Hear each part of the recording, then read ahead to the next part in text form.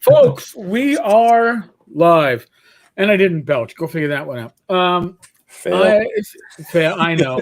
It's a Friday night, and this time I am with Joe the lawyer, my partner in all things Iron Rations. Hey guys, and we are joined by you know him, you love him, at least compared to me, you probably love him. None other than Tim Shorts, best known for Gothridge Manor and his zine. Did I fucking say it right, by the way? Because I've been fucking said it right finally. All right. Finally, So, it's about time. so I've been years I've been here's- saying it. All right. Saying it wrong. By the way, I have a visual from Matt Jackson, who might not be in watching this yet, but Matt. All right, there we go. First volley fired. I like it. Okay, that's from Matt Jackson. If he comments later that he missed it, I'll give him the finger again. All right. So, in any case, folks, in case you've missed it, in case you have not been following this YouTube channel, if you've not been following the Tavern Chat podcast, the last week and a half has been ZineQuest. Numerous zines that are being kickstarted, and Tim Shorts is who the person that if Rachel asked me how the hell did we spend way beyond the $250 I had budgeted for ZineQuest, and I say we, I mean I'm trying to share the blame with Rach, but it's all my fault. How I went beyond that budget, I'm going to blame it on Tim, and Tim lives in the western end of Pennsylvania, so she'll never get a chance to actually, kill him. So I'll take the blows for him. So, Tim, the long introduction, but welcome. Thank you, Eric. Thank you. I like the we, Eric. It's you're sharing the money, your joint expense as a married couple. I don't know that Rach will ever read any of them. Right. So, who's this we? You got a mouse in your pocket or something? Yeah. Just like I don't share in her shoes. Yep. I see, Matt, you were late. And I know you were late because you were going yo yo yo. So Matt, zine. Visual for you, okay? Just wanted to make sure that you got that. Zine. I know. Don't worry, I was screwing up all fucking week, and I blamed it on being a New Yorker because it's kind of like blaming your parents for anything that you can. I can't go out. Why? My parents won't let me. Well, I say Zine because I'm a New Yorker. Now I'm saying zine. Maybe I've become acclimated. Maybe Tim Shorts has had a positive. Then again, I want to say Time Shorts because whenever I type out Tim's name, it always winds up being Time. And I had to double check this live stream like 3 times. Like, I didn't put an extra E there, did I? It always likes to spell check me and throw in the extra E. So that didn't happen. Thank God. Well, mine is Tom. I call Tim Tom all the time. Yeah, I was going to say Joe's calling me Tom these days. So yeah, it's a stupid spell correct fluke. I don't know. Well, because you know what? Here, let's delve into something that I found amusing for years. There's a reason why Tim was not on Facebook for a number of years, and I find it highly amusing because if you're a member of the zine community on Facebook, the RPG zine community, it is owned and adminned by Gothridge Manor, which happens to be Tim's long-running blog, but it's not by Tim Shorts. So, Tim, why is it not run by Tim Shorts? Because Facebook decided that I wasn't a real person. The Gothridge Manor was perfectly fine. Yes. The infinite wisdom of Facebook is alive and well. So yeah. Jesus Christ. Well, there's the algorithms. Tim is certainly a real name. Shorts is not an uncommon last name. No, together they must not exist. But Gothridge Manor. Gothridge, by the way, has never been a first name or a last name of anybody I've ever met. And be kind of cool if it was, though. It was, yeah. It would be kind of neat, you know, the Gothridge. I mean, that's kind of it sounds Lovecraftian, doesn't it? Yes, Gothridge. come here, Gothridge. Well, it sounds like what you would call your male servant. Excuse me, Gothridge, could you light my pipe? And Tim would tell you, go fuck yourself. Yeah. But not, he'd say it in a nice, politer, no nonsense way, because generally, Tim is not the New Yorker that I am. Tim is a polite Pennsylvanian, and that makes it. I wouldn't say polite. I would say just I don't care enough to argue a lot of times. Fair enough. He lives with a Jersey woman, though, so there's been the corruption there, so we know that. Oh, I was perfectly fine till I married an Irish American woman, and then I got in trouble for like making jokes with the C word, and then it's like, look what I married. Look, not that she is one, mind you. I'm not saying that. I'm saying that she used the word like I use the word fuck. So I mean, there you go. Liberally. So I broke out all my zines today in anticipation of this. I have a small collection. I got you stack them up. They're like 8-10 inches, and plus it includes all the stuff from Tim's Patreon stuff. Half the stuff is yours, Tim. Or more than half. I'm just looking at it now. It's just you got a ton of shit out here, man. Yeah, I mean, more than that, probably for my Patreon and stuff like because it's been doing it for 6 years now or longer. I don't know. Yeah, has it been that long? No, the Manor blog goes back to. I mean, I'm looking at the Gothridge Manor blog. Plus, I mean, the Manor zine. The first one is 2012, man. Is it 12? I couldn't even remember. Yeah. And then I did the one adventure. There was a zine adventure a year before that Knowledge Illuminates. Mm-hmm. Mm-hmm. Yeah. So I've been doing it for 10 years. Yeah. You wrote the blog page.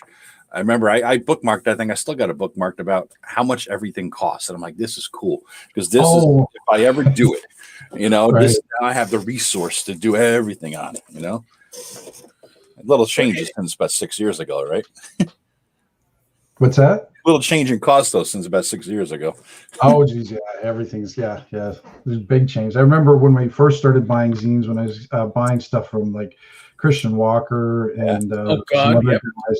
That it was like $350, $375, and now today's I think everything's like $10 for that.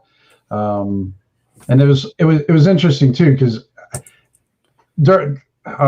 on the topic that comes up on the zine group quite a bit is like what is a zine and their definitions of it. Well, back in the day, then one of the big arguments was if you put it in PDF, it wasn't a true zine. It always had to be print. It couldn't be PDF. So that was always a big argument. What if it was both though? Well, that's what but you kind of, I guess, broke your cred if you. Okay. But I didn't care. I was like, well, I want to put it up because there's some people out there who want to read it on PDF, and if you obey other people's rules, then you're not, you're kind of not very zany. Do what the hell you want, and if people like it, good. If they don't, that's okay too. So. Yep. Yeah, that makes sense. That's the whole thing about zines anyway. They started out as somebody's kitchen, literally copying and pasting, cutting out and pasting stuff together from mimeograph machines and shit like that. You go to a convention and you sell them and trade them, and you go with a bag full, you come home with a bag full, and hopefully they weren't all your own, right? Oh, absolutely. Yeah, absolutely. Yeah, and zines are great because they're like it's bite-sized gaming material. Yeah. It's another thing to open up, I don't know, even the latest gaming adventure from, I don't know, Goodman Games. And I'm not talking about the reprints that are the ones that'll stop a 44 Magnum. I'm talking about, the ones that wouldn't even stop a 22 as a regular adventure from DCC RPG, but they're still, you got to set aside an amount of time to read them. I remember, I guess from the prior generation of zines, it was like Crawl for DCC RPG. From I got a few of those, yeah. I mean, they were spot on. They were imaginative, but they were bite sized. You could take them to, I don't know, the beach. I have them up in the Poconos, and I would go into the hammock, and I would, take them to the hammock and read, 10 pages and then fall asleep and get sunburned. Yeah, right. But you're not going to do that with a full size gaming book. The full size gaming books you don't read in generally small pieces. You got to devote time to doing so. Where zines are perfect for bite time. Bite time is not a real phrase, is it? Bite size. Bite size. There we go. I'm eating bite sized chocolate chip cookies. So nice. that's what I say. Yeah. And Tim, you're doing it for the first time this year, and we put all the links in there for Tim's stuff in the chat there, guys. So that should be up. You can take a look at it. But his Kickstarter this year, you're doing something different though with the printing, right, Tim? What's up with that? Yeah, I'm not printing at home. Screw that. I did that. Whoa. Wait, time out. I'm really going to do the tea here. The man who has his own lamination machine, because two of them. I have two of them. Right. Now, are they devoted to your stuff, or does Ivy use them for recipes? No, well, at least she hasn't found a use for me, and I'm sure she did. But no, I'm not getting that was I'm going to go to mix them this year, and get it done. The nice thing about that, I mean, I do enjoy doing it at home, but God, last year I just had too many issues, and it's just not doing that again. I mean, I guess if I got 50 backers, then I probably do it from home. But I kind of want to play with layout and everything. Like on my cover, I never go for black covers because I can't print out a full black cover unless I just want to get 2 covers out per cartridge kind of deal. Right. But with a full black cover and with Jason Schultz's artwork, it's really heavy, dark lines and everything like that. It's going to look so much better with a full black cover thing with a picture in it, and then I can play around with the inside a little bit and not go full Morg Borg or anything like that, but definitely get some different colors and layout options. It opens it up a lot more layout options for me that I kind of want to mess around with. And you got 2 superstars going on there for the maps, and you mentioned Schultz for the drawing. Oh, right? I mean, that's awesome. Yeah, I got my buddy Conley helping me out, Mr. Rob. He's doing the map for me. He's been sending them to me. So he's been cranking out some crypt maps for me, and we've been going back and forth. And Rob's. I wanted to, because normally, of course, I would do them myself and do hand drawn ones, but this year I kind of wanted to go with something. So if I needed a smaller map or didn't have so I could make the map a little smaller. Rob's maps really translate well even when they're small, where mine might a little bit muddled or whatever. His computer, and then also they'll be really good for Ivy's popped in. What's up? Huh? I can't watch it on my tablet. Oh, she has to borrow my phone because she can't watch it on her tablet. Prioritize. I'll be able to watch it though. Okay, all right. So Rach will just watch the rerun of this when she's done with her yoga, I am sure. Yeah, but with Rob's thing, I'm gonna put a packet of like VTT maps together. So like if you want to run people through the adventures, then you'll have you can throw them up on Roll20 or whatever you can, and they'll all be Conley maps. So nice. So they'll all be fantastic that way. Is he going to do all the shadow, dynamic lighting, fog of war, all that kind of jazz? Oh no, we're just putting the maps up. We're not. Right. You speak of evil right now there. You're not doing the full Jackson, in other words, is what you're saying here. Well, yeah, exactly. No, I mean, somebody could do it pretty easily on these, because the maps, the way I made this one is they're going to be smaller crypts and everything. So what I like Eric's little bite-sized chocolate chip cookies. Think of bite-sized little horror. So the little tombs of horror, like all over the place. Yeah. He nearly killed me in one last night. I didn't know I was play testing it. Yeah, right. I didn't realize he was my guinea pig through one of the crypts to play test it. So yeah, we do an occasional one-on-one game, and we were doing it last night. He's running me through something in the City of Scorn, and I have Snickle, my gnome. For all you who don't know, Snickle is the name of Matt Jackson's favorite PC of all time, and he hates gnomes. So I, of course, named my gnome Snickle, and so he's running Snickle through the adventure last night, and now I'm not, of course I'm in fear of my life, my little 4 hit point ass, and so running around with my 6 strength trying to survive, and at the end of it he's like, yeah, so you just play tested one of the crypts. I'm like, no shit. Like, Jesus Christ, it was cool, it was fun, and I'm glad I survived. So I think there you go. Kind of his buddy fell off the ladder into darkness, never to be seen again. So we lost my 3rd level companion. My 1st level thief lost his 3rd level companion into the depths of hell. I don't know where he ended up, but he took half the treasure with him. Damn it, he had it in his backpack. I was pissed. You know how what scrounge I am for the treasure, man. So our wayward son has arrived. Steve, folks. We are adding Steve to the chat. Steve, listen. With the exception of the right side of my screen, the left side understands child responsibilities. By the way, of course, my son is Puerto Rican, so with him it was like just give him some rum. Put rum in the bottle.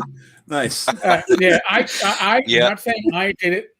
His mother, God rest her soul. I got to place the blame where blame belongs, but he's the oldest one. I have 2. One is going on 4 this summer, and the other one's just turned 2. The 2-year-old is a dream when it comes to sleeping. Mm-hmm. The one who's older he's always been terrible. It's just one of those dad parent things you got to deal with, right? It's always sucks. At some point, your children will be 27, like mine is, and then you'll really know the expense of having a child. Private preschool is pretty expensive too. Jesus. These days, that's crazy. That's nothing until your child moves from New York City to Salt Lake City. Oh, okay. And then all of a sudden, it's always like, when I moved, I need money. I need some help with my deposit on my new apartment. I'm like, okay. Oh, that's the thing. And I destroyed my mattress when I was moving. Wow, how the hell does that happen? Well, when you move it yourself, and it's a king size mattress, I can only imagine what the hell happened to it. He's a little guy too, isn't he? I remember I saw him once. He's like 5'8". I don't know what. No. Chris is 5'3". Okay, all right, yeah. I am, according to my previous employer, 5'9". I thought it was 5'8". I took the extra inch. It probably helped my BMI when I got hired. But Chris resembles his mother more in stature than me. But that makes sense because he's not my son by blood, but he certainly became mine when she passed. And they get expensive as they get older. You just think that they get older, they get their own job. Yeah. And it's just like, son of a bitch. Well, we're hoping we've already started, the university funds, right? So hopefully that helps down the road, right? Who knows though? And my son has a great job. Actually, he works for Delta. So it was like, hey, they give me the option to stay home.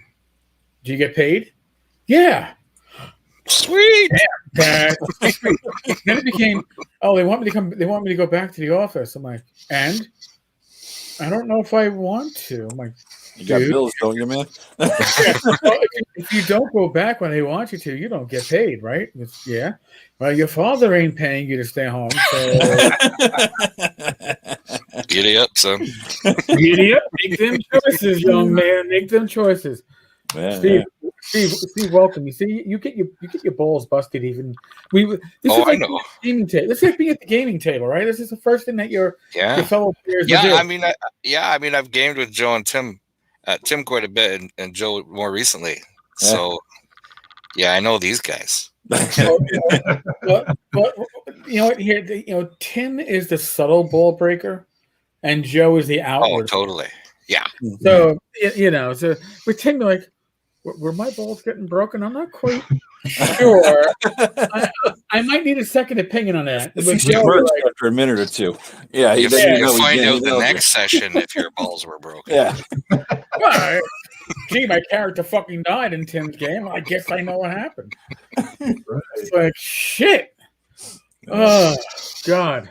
Steve's running a game too. We were play testing his zine there, so we were just talking about the differences in zines now between before and now in terms of printing and what you're doing and all that. And I just realized, Steve, I have when you put those links in, I have 2 and 3. I didn't have 1, but now I just ordered it off of RPG now. Yeah, you can get it. You probably can get it cheaper off of Amazon. Drive-through rather, yeah. But I figure what the hell, support the little guy. Fuck Amazon.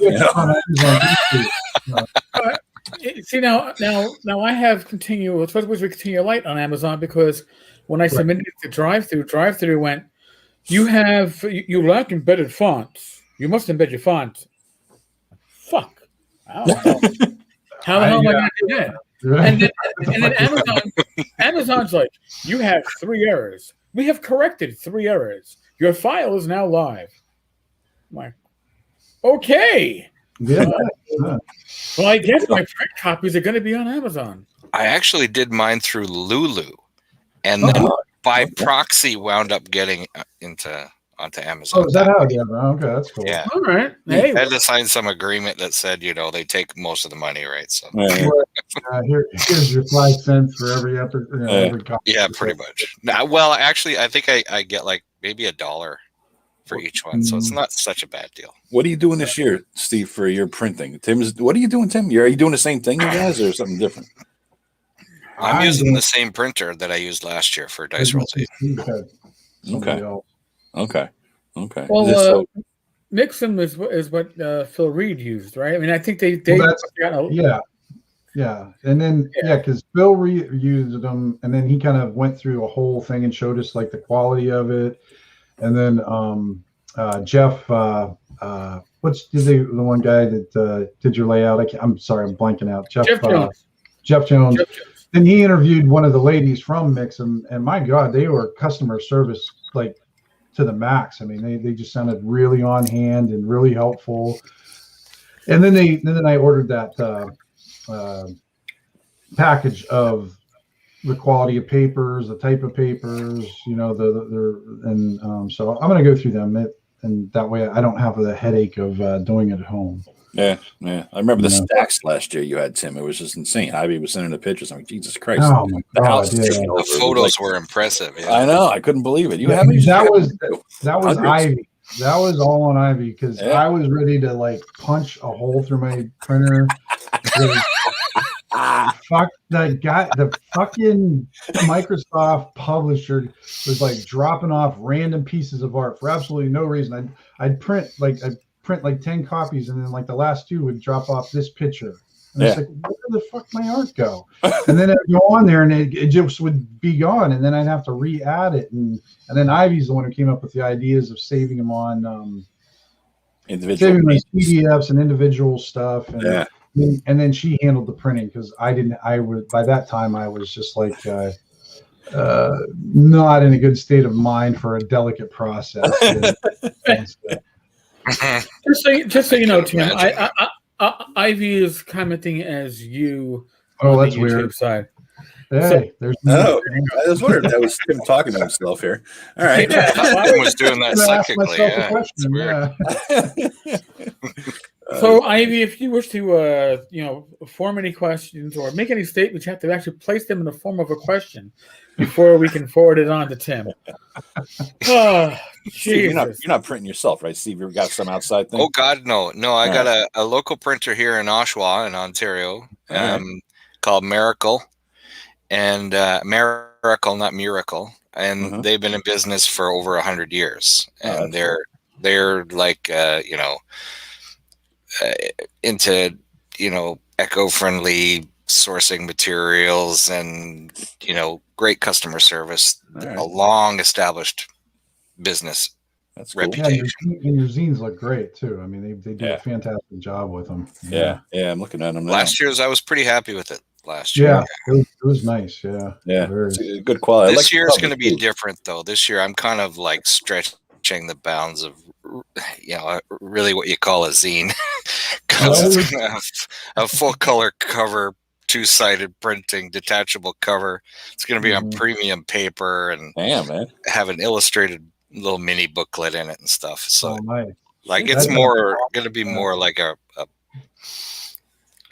dare I say professional thing than really what zines are, Nice. See, when you start saying professional, you're talking to the person who the best comment, well, really the only comment they got in the layout of Swords of Wizard Continual Light was it's adequate or something. Yeah, it's adequate and isn't painful to read. And I was like, well, you know what? I am not a layout person. That is why Jeff Jones. But and for those who haven't heard this before, when Jeff reached out to me and we started conversing back and forth, and it's the reason why I love this community. And by the way, for those that might be watching in a future date and say the OSR is not a community, I got a visualization for you.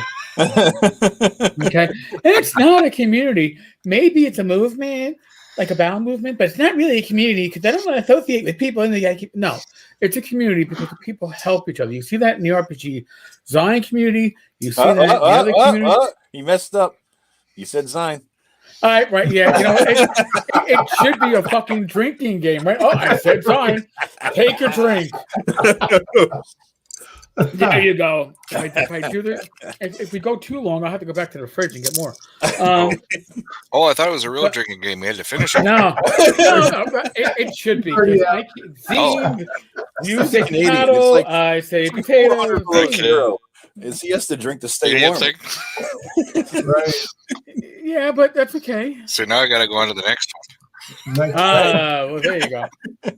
But it wouldn't be a true Canadian. So the Canadian guy is drinking. Where are we here? Eagle Bombardier. I'm a premium British ale. There you go. Oh, you see. Before I had congestive heart failure, I would be drinking all that shit and go, hoo-hoo! And now it's like, let me get that Corona Premier with that 2.4 carbs. And I'm maxed at 2. Beer, yeah. It's like, Matt Chaston just with a cool ass. I hear you. I saw that, man. He's got Matt's logo on your shirt there. There it is. Matt's logo. There you go. Nice. And Matt, we're pimping Matt today, even though he was too cowardly to join us. We're pimping him. You're Matt guy, right? I'm sure we'll hear from that bastard in the comments. Well, we have been. I've already given him the finger too. But, I gave him the finger before he even showed up, and I had to do it again because I hadn't been there to actually enjoy it. But it was a warm-up finger. Yeah. I know Matt enjoys the attention. And I don't know who you're calling sexy. There's 4 of us sexy men up here for you, Matt. Me, we really do. I mean, obviously the one that you can't. I killed the demon. Yeah. The one that you can't see, who doesn't actually have a moving image up. Yeah. Yes, exactly. That's the one. But seriously, when it comes to not just OSR, but the game creating community in general of role playing games, it is the most sharing community that I can ever think of being a part of. Again, with Jeff Jones, he reached out to me. The big thing with us was, oh, good. So you're 53? Yeah, I'm 53. Oh, really? When's your birthday? July 30th. Silence. It was 1967. I'm like, yeah. Silence. I go, well, why are we having silence? Because that's my birthday. It's like, oh, okay. Same year, same day. Right in the heat of the summer of love. Yeah. How do you keep a parent out of Vietnam? Quick, hurry up. Bounce that. You're pregnant? All right, thumbs up. Speaking of sex, I sent you a link, Tim. I know you get migraines. There was a link to an article about how to cure migraines. Right. Yeah. So you just got to. Well, don't send it to me. Send it to Ivy. I copy both the on it because it says that the best cure for migraines is equal in curative value than any kind of medicine you could take is orgasms. So I sent it to you and Ivy, so now you could have your case made for you. There you go. You know what I mean? By the official news article of the British press. You know? And if you live stream it, you will be amazed at the amount of views you're going to get. You might even sell a zine or two. By the way, Tenkar's After Dark. We're here every day live streaming different. You put your smoking jacket on for that one. But that's all. Yeah, you gotta look the part. You know. Send it to me. She's already commenting. She's in it as herself. Don't send it to me. Yeah, now she's into the happy whisk. Yeah. And we could go, so why is Ivy the happy whisk? But we're not going to go there because Joe already told us how you're going to cure migraines. So we know. That's right. So we know. Exactly. Geez. Here, shout out to Michael Gross and Michael Gross the fourth, or the fourth as he's referred to sometimes. You're 18 now, so you can hear these conversations, kiddo. Because we're not filtering for you. You know, it's funny. We started out about 10 minutes ago. We had 14 watching. We started talking about Tim having sex and around to 6. What the fuck is going on? Yeah, I'm not surprised. Right, no more sex. Just bring it up again. It's a different kind of role play, and it's not the role play that they wanted to hear about, and I understand that. Oh god, now see again. Here's we're in a hex crawl. Have we gone off the rails? We never started. Well, we were never on rails. We never on. Okay. Yeah. Right, and your DM is going like, fuck. I expected them to go this way and maybe that way, and they went that way. So to try to get us back on topic, yeah. After we actually have Matt Jackson. Matt Jackson did your match. No. Yeah, Matt, it's on topic. No, that's great. Matt can get all the praise I'd love to give him. Matt's awesome. His mapping is amazing. I think when it comes to dungeons, he's probably the best mapper in the industry right now. And really? Yes, for dungeon maps, yes. But he also has an ego that doesn't need to get stroked, and therefore doesn't come on to the live stream. Okay. So, Matt well. Yes. So Matt would like to get his ego stroked. He has to come on to the live stream. At some point, he'll want his ego to get stroked because his wife might not be into curing his migraines, and therefore, he might just need the help. But no, seriously, Matt, Joe and I would love to have you on one night and actually pimp the work that you do, because you do amazing work. There should be more people in the industry that come out and reach out to you because, hey, the man's available. And then I don't mean he's available for mapping. The orgasms, I'm sure, is already taken. Because we're going to be on that topic off and on forever. Oh, I lost you guys there. Oh, you back? Yeah. I think so. Hey, froze up. All right. You see, you're in the wastes of Ottawa. I mean, no. No, that's the other one. No. Oh, okay. The other one. No. That's Shane. That's the other Canadian. Yeah, that's Shane. No, Shane's not even near Ottawa. That's Winnipeg. I'm actually in Oshawa, but if you want to call it Toronto, that's probably more accurate. Ottawa, Oshawa. Again, I'm a New Yorker. It's New York and everything west. Right. Oshawa is on the very eastern end of the Greater Toronto area. Picture the Greater Toronto area as being like Chicago. Okay. It's a big area with lots of different counties and cities and stuff, right? All spread out. Yeah, I actually watched the YouTube video where it's like Toronto is the fourth largest metropolitan area in North America. It is. I was like, holy shit. I was like, after New York, Chicago, and LA. And I was like, that's pretty impressive. And I don't think Canada. Freaking big. I don't think Canada breaks the top 50 after that. But you. It's like Toronto, and then yeah. Montreal's got like 3 million people. All right, so maybe Montreal breaks like the top 10-ish. Maybe. Hey, I don't know. Swinging it back on track a little bit, Steve. Do you have an announcement to make? That's right. I do. It hasn't actually launched yet. Drum roll. Wait. Do we have to bring up Maury Povich for this announcement? Because this is like kind of a. No, it's not that kind of announcement. No. Okay, we don't have to we don't have to get the bouncers ready just in case somebody storms the the video here and try to stick out Steve. I don't know am I able to share here? Yeah, you can click the link. You can. Yeah. Okay. Put the link in the comments. On the lower right hand screen. Okay. I've been dropping links to both your guys' stuff in here so far. All right. I'm gonna share my screen. Here we go. All right. You can do that? Yeah. Yes, I can. So here's Horrors. Nice. Horrors of the Sepulcher. All right. Which Sepulcher might be spelled wrong. Hasn't actually launched yet. Doubt over the spelling. Well, I mean, for those of you south of the border, yes, it might be spelled incorrect.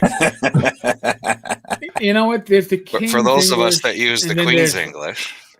All right, the Queen's English. All right. Yeah. All right, here we go. It's a moment. I've read these details, so I hope they don't screw me in some legal stuff. All right, there you go. Launch. Launch now. Error 404. No. 404. There it is. All right. He's up.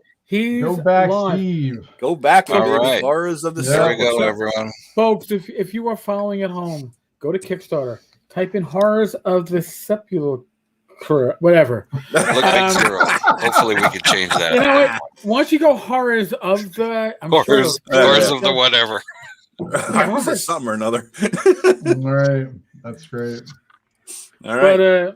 But, dude, it looks good. It sounds good. And folks, remember, whatever price you're looking at, it's in that funny Canadian money. So if you're American, you're paying less than the money on the screen. Yeah, so it's like way cheaper for everybody. Yeah, you can get like 5 of them for the same thing or something. Yep. Yeah. Steve, I am your first backer, I believe. Boom. Oh, nice. Oh, Steve, sweet. Who did the artwork, Steve? Del Tigler.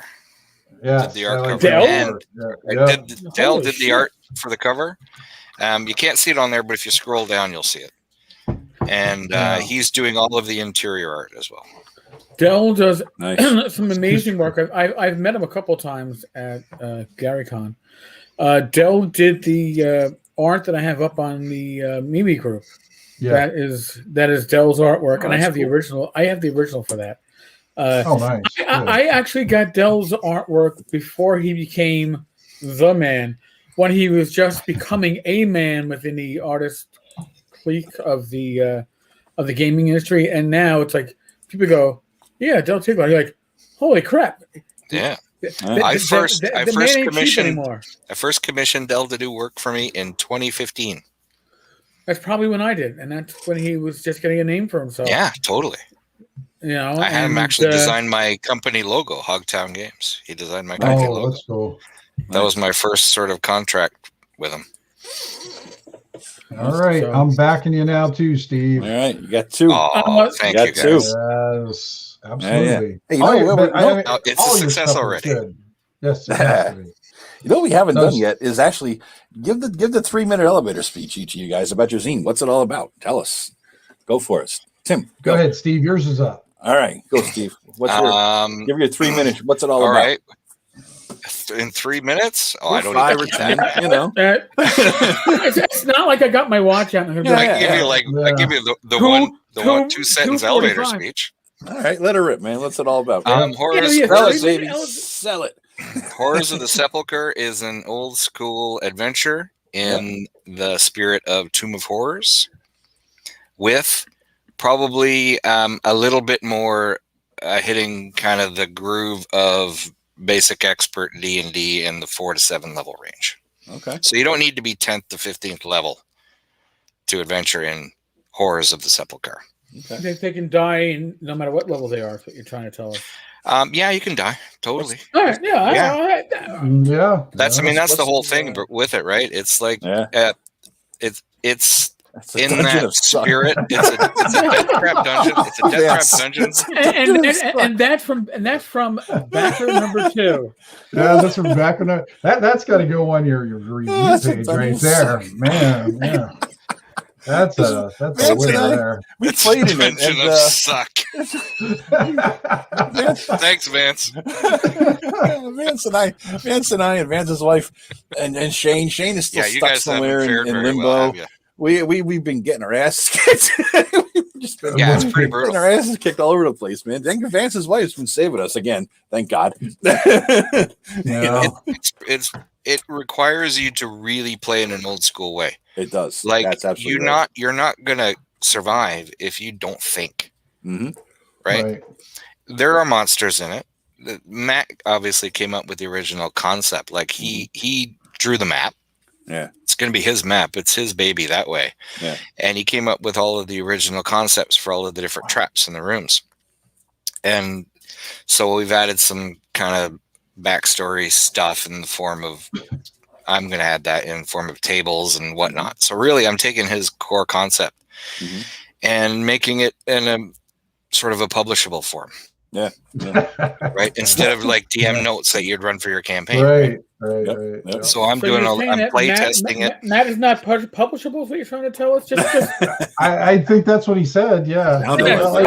Frozen. Sorry, Matt. Matt, we feel sorry for you. We feel your pain. Sorry, you've been unpublished. Actually, Steve, you got a question there. The wonderful thing with Matt is he's like a great idea guy. He's got all these kind of ideas, but then he never finishes anything, right? He hates writing, which is why he hates writing, right? Yeah. He loves making maps, and that's what he's really good at. Yeah, he's not that great at writing this stuff, so I'm taking his notes and I'm turning it into something that anybody can use, right? Yeah. Nice. Yep. So now, if we took you out of context, we just say like Matt is not that great, and just leave it there. Move on. Little cutscene. You gotta go there, don't you? Yeah, I do. Now,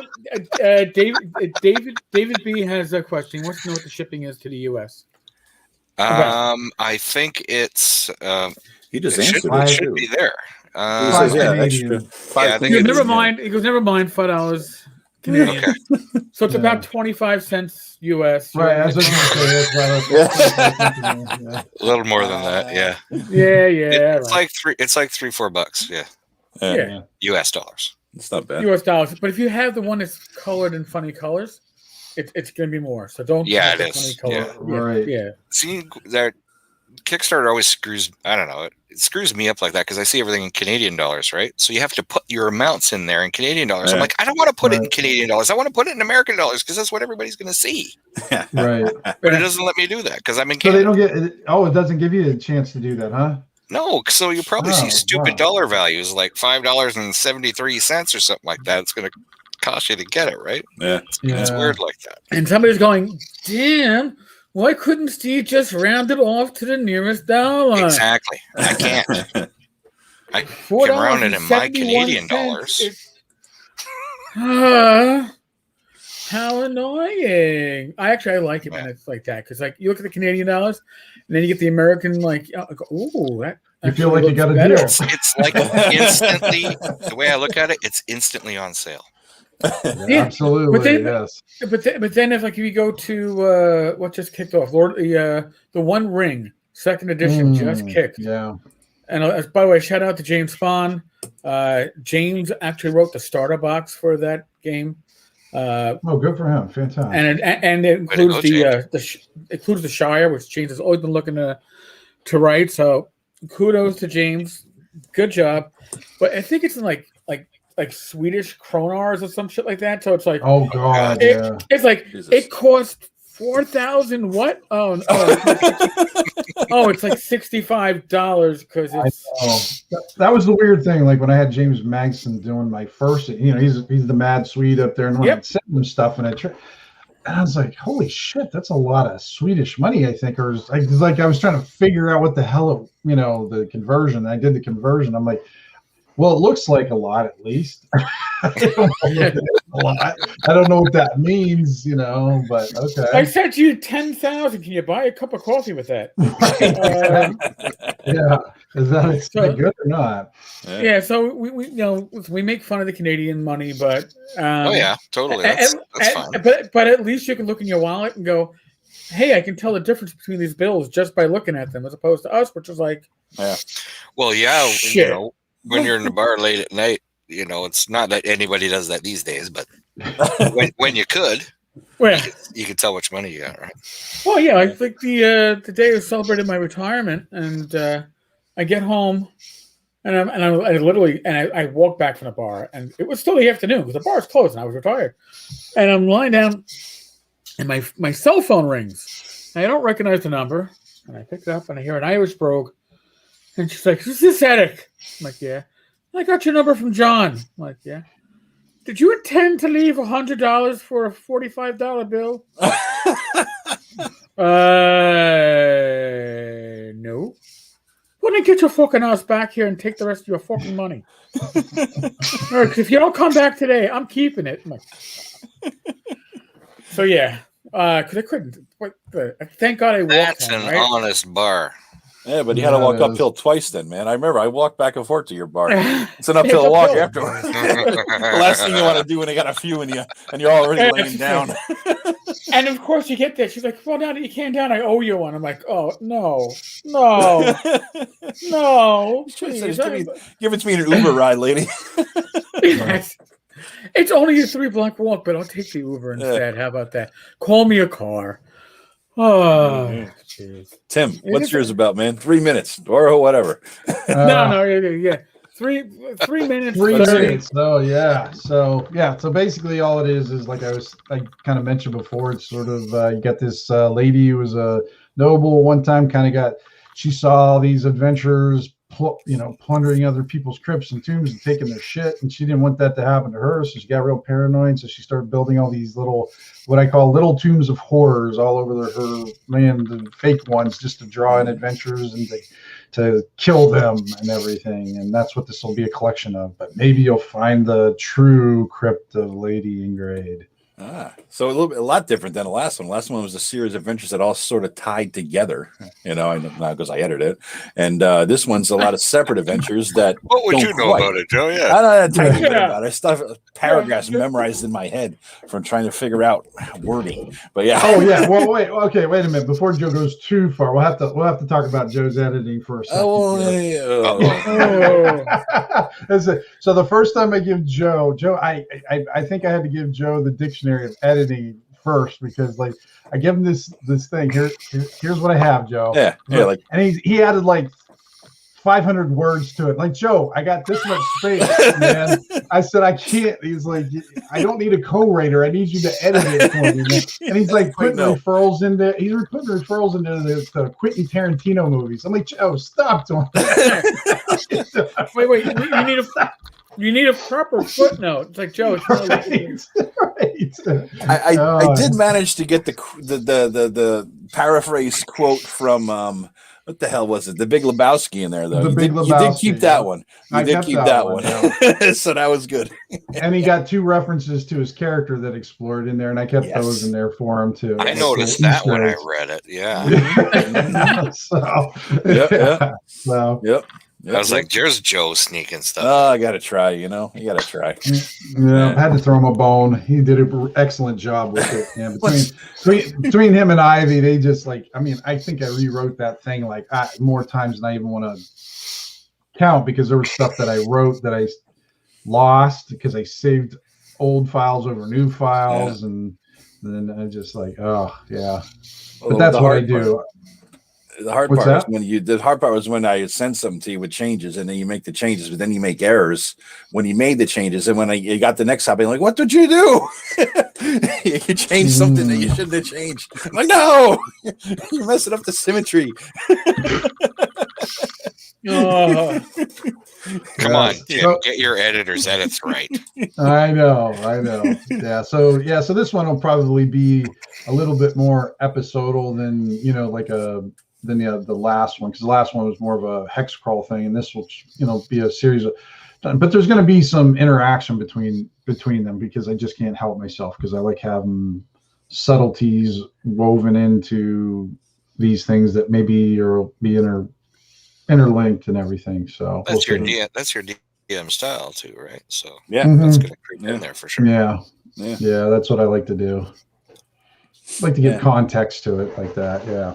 It was kind of cool. Like I was saying before you got here, Steve. I don't know if you were listening before you got here. We played a 1-on-1 last night with Snickle there, and he ran me through it without me knowing it. Snickle the gnome. Yeah, Snickle the gnome. Yeah. Yep, the bane of mass existence. But yeah, we ran me through it, and I didn't know I was play testing until the end. Yeah, he was play testing one of the crypts. So, yeah. Really died. Surprise play testing. Yeah. It was the perfect thing too.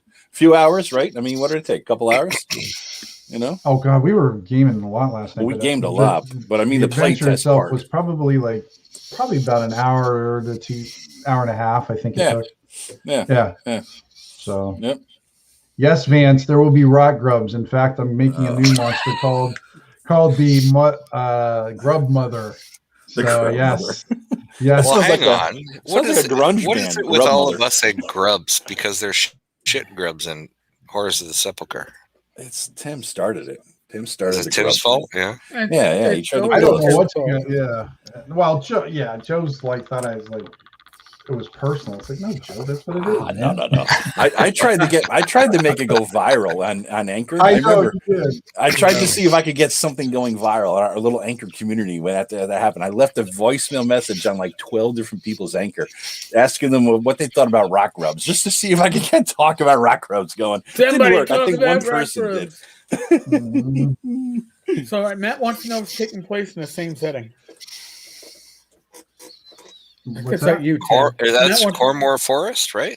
Yeah, it's going to be kind of where the location is going to be on the east side of the Cormor Forest. Kind of, Matt, your halfling was from Low Hill. It's kind of like south of Low Hill and east of the forest and everything like that. So yeah, it's just a little strip. It's almost like a little valley, but that's where the way I kind of thought about it, almost like a little bit not as obvious, but almost like what was that called? Where the Egyptians buried it? Was it called the Valley of the Kings or something like that? Where the crypt? Yep.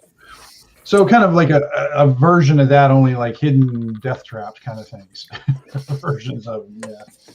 Cool. Yeah. So Tim, it looks like your version of Snickle is going to be in Matt's sniper range. That's me. Yeah. Next time Tim runs that game, we're going to play and kill Snickle. So now, just for you two algorithms, that's not a real kill. That is just pretend. Killing, pretend kill. Yes. Well, I mean, obviously the language doesn't get me banned, but maybe they'll find some other reason to ban me. Right. Fuck them. With 7 or 8 hours, I'm not even sure what that's in reference to. I don't know if it's going back to hours. Could be a previous topic. That could be the Tenkars After Dark. We were having Day session. I don't know. I don't know, but I have congested heart failure, and I just thinking about that is ready to put me down right now. Okay, it's just like what? The heart's going. It's like fuck no. Shutting down just these days. Then gaming last night, 7 to 8. It just seemed we did play late last night. Yeah, we did. It just believe me, and I know this from Rachel when I would game late at night on a Saturday with Joe and the others in our Saturday night group, and I go to bed and she'd be like, "You were on that for 12 hours." Like, no, gamed for 3, and we bullshitted for 3. That's pretty much what it was too. That's exactly what it was. Yeah, so it was really 6, except for the night that James Raggy popped in which case it was 12. Yeah, it was a 4 a.m. mess then. I remember that one. It was a 4 a.m. game. We were still talking to him, right? he was just getting up or something, and I we was were like, gonna say, "Oh, he was just having breakfast. Yeah. Yeah. So I'm in Finland. Hey, let me bounce things off these guys. I was like, Yeah. Jesus. I don't know. But I guess back, and I have no idea how. We must have had like a public hangout on Google. No, I don't even. I invited him. I invited him. Oh, you in did? Because remember him and Craig Christopher was in there, and remember they had a little thing, a little spat or something like that. But really, the spat was with Zach Smith over. All right. Long story short, I referred to the Grindhouse edition of Lamentations of the Flame Princess as OSR pornography. Half in jest, but that was a response when I gave away the extra rule book that came with the box set to one of the players on my old high school and college group on our yearly gathering, because he saw the Medusa made statue with the erect penis. And I was like, what the hell is this shit? So Greg made comments about it, and then Greg was labeled the Pope of the OSR by Zach, and I was labeled that fucking cop, which I've been called over 20 years, just not usually by somebody with a pierced nose and a shaved head who does art and RPG games. That was new to me. So, but I never had like a bad experience with James, and neither did Greg. I think it was all needed to be cleared out. That's why I figured I'd invited him, because back then I had that IM shit. Remember when IM was a thing 10 years ago? Instant message of various types, and and Raji had it in IM in every service, and I had the IM always popping. So he'd pop up, he'd go out, and I saw him there, and we had wrapped up, and it was like fucking 2 a.m. And I said, "Hey, why don't you join in?" Because he was talking his game, and I said, "Why don't you join us? We got all these people here," and he popped in. And I just wanted, it was good to hash it all, whatever out. But he was talking about his game. I think then he was talking about what he was coming up with. And it was like, good ideas and this and that. And it was like a good couple hour discussion. It was really kind of cool. I think we ended it like after 4 a.m. though. Oh, dude, it was closer to 5. I mean, the sun was coming up. Yeah. I was like, the sky is lightning. And I usually only see that when I'm getting up for work, not when I'm wrapping up a game. Yeah. Like, Jesus. Yeah, holy good. Shit. Well, I hope nobody's offended by oops, never. Naked Medusa back here. I'm glad I don't have an HD webcam. But her back's to us, and only a side it looks like she has a tentacle covering up her nipple. So I mean, who can see anything? It's not like my 10-year-old niece is going to be watching this. Most of us old fuckers can't see that good anyway. Even you know what I mean. So, that's right. Substandard webcam on my laptop. Hold on a second, Steve. Yeah, exactly. Oh wait! And now I got to double click on the screen to wait. And these are the invisible bifocals, so I gotta. I gotta do the up and down. I gotta do the. And now I really look fucking old. I'm doing my Tim Cask impression right now, I think. This is the more important thing from up there. Iron Maiden. Oh my God. Oh, VIP pass. Nice, man. Peace of Mind was Peace of Mind was the second album I actually bought. Survivor's Vital Signs was the first album. Both on cassette. Vital Signs, I actually ruined that tape playing it too much. Iron Maiden took about a year to finally fully corrupt me, because first my response as a teen was, what shit is this that I actually picked up on a recommendation of a friend? I spent how much? $8 on this shit? And then a year later, it's like, all right, man, Power Slave is out. I got to get Power Slave. All right. It's like, oh my God. So there's a question. What album best describes your zine? Boom. All right. There's a weird question. Oh, okay. Who are you asking first? You want to go first? Whoever has an answer. I like the stump. I'm gonna go with Uma Guma, Pink Floyd. All right. Oh my God! Really? That's one of my favorites, dude. Yeah, it's one of my favorites. I don't know if it has anything to do with my zine. I just like it. I'm picking it. It could have been Hotel California, in which case we would have been asking. But I think for Horrors of the Sepulcher, I'm gonna have to go. Oh my god, that's so tough. Number of the Beast. No, I don't want. Well, I don't. I'm gonna have to probably Black Sabbath. Yeah. Okay. Oh, all right. Okay. That was a good. That was a good question. It's like that Barbara Walters. If you were a tree, what kind of tree would you be? That famous question, right? So. One that lives forever. Be a redwood, and then you can all go screw. Well, why be a redwood when you could be Fangorn? Yeah, I'd be Treebeard, man. Fuck but that ain't a real tree. All right, let's. Bon Jovi, greatest. Bon Jovi, New Jersey, of course. Figures, yeah. You know what? Ivy, at least she didn't say the 70-year-old rocker Bruce Springsteen. Didn't he get a DUI yesterday, the other day, or something I read about? He got arrested for a DUI back in November. All right, but on federal parkland, so it's actually a federal felony. Shit! Wow. And he got they gave him summonses for it, but they're still. You know, what is the summons? It's in lieu of arrest, but you still have to go appear in court. Yeah. And apparently he claimed, I only had one drink. And if I could tell you how many times in my 20 years I heard that, usually from firemen and cops, I only had one drink. Okay. He stumbles out of one drink at a time. Yeah, well, it only counts as one if you don't stop, right? Right. It was 1 50-ounce bottle of drink. How big was that? How big was that drink? Yeah, exactly. Beers are served as a 6-pack, and I always get my 6-packs in 24-ounce cans. So I had one, officer. God, is Ivy a Bruce fan too? No, not so much. She's definitely a Bon Jovi girl, right. and then Steve will like this one, and Nickelback. Oh my! All right. Nickelback. All right. Now she wants to fight with the Canadian, doesn't she?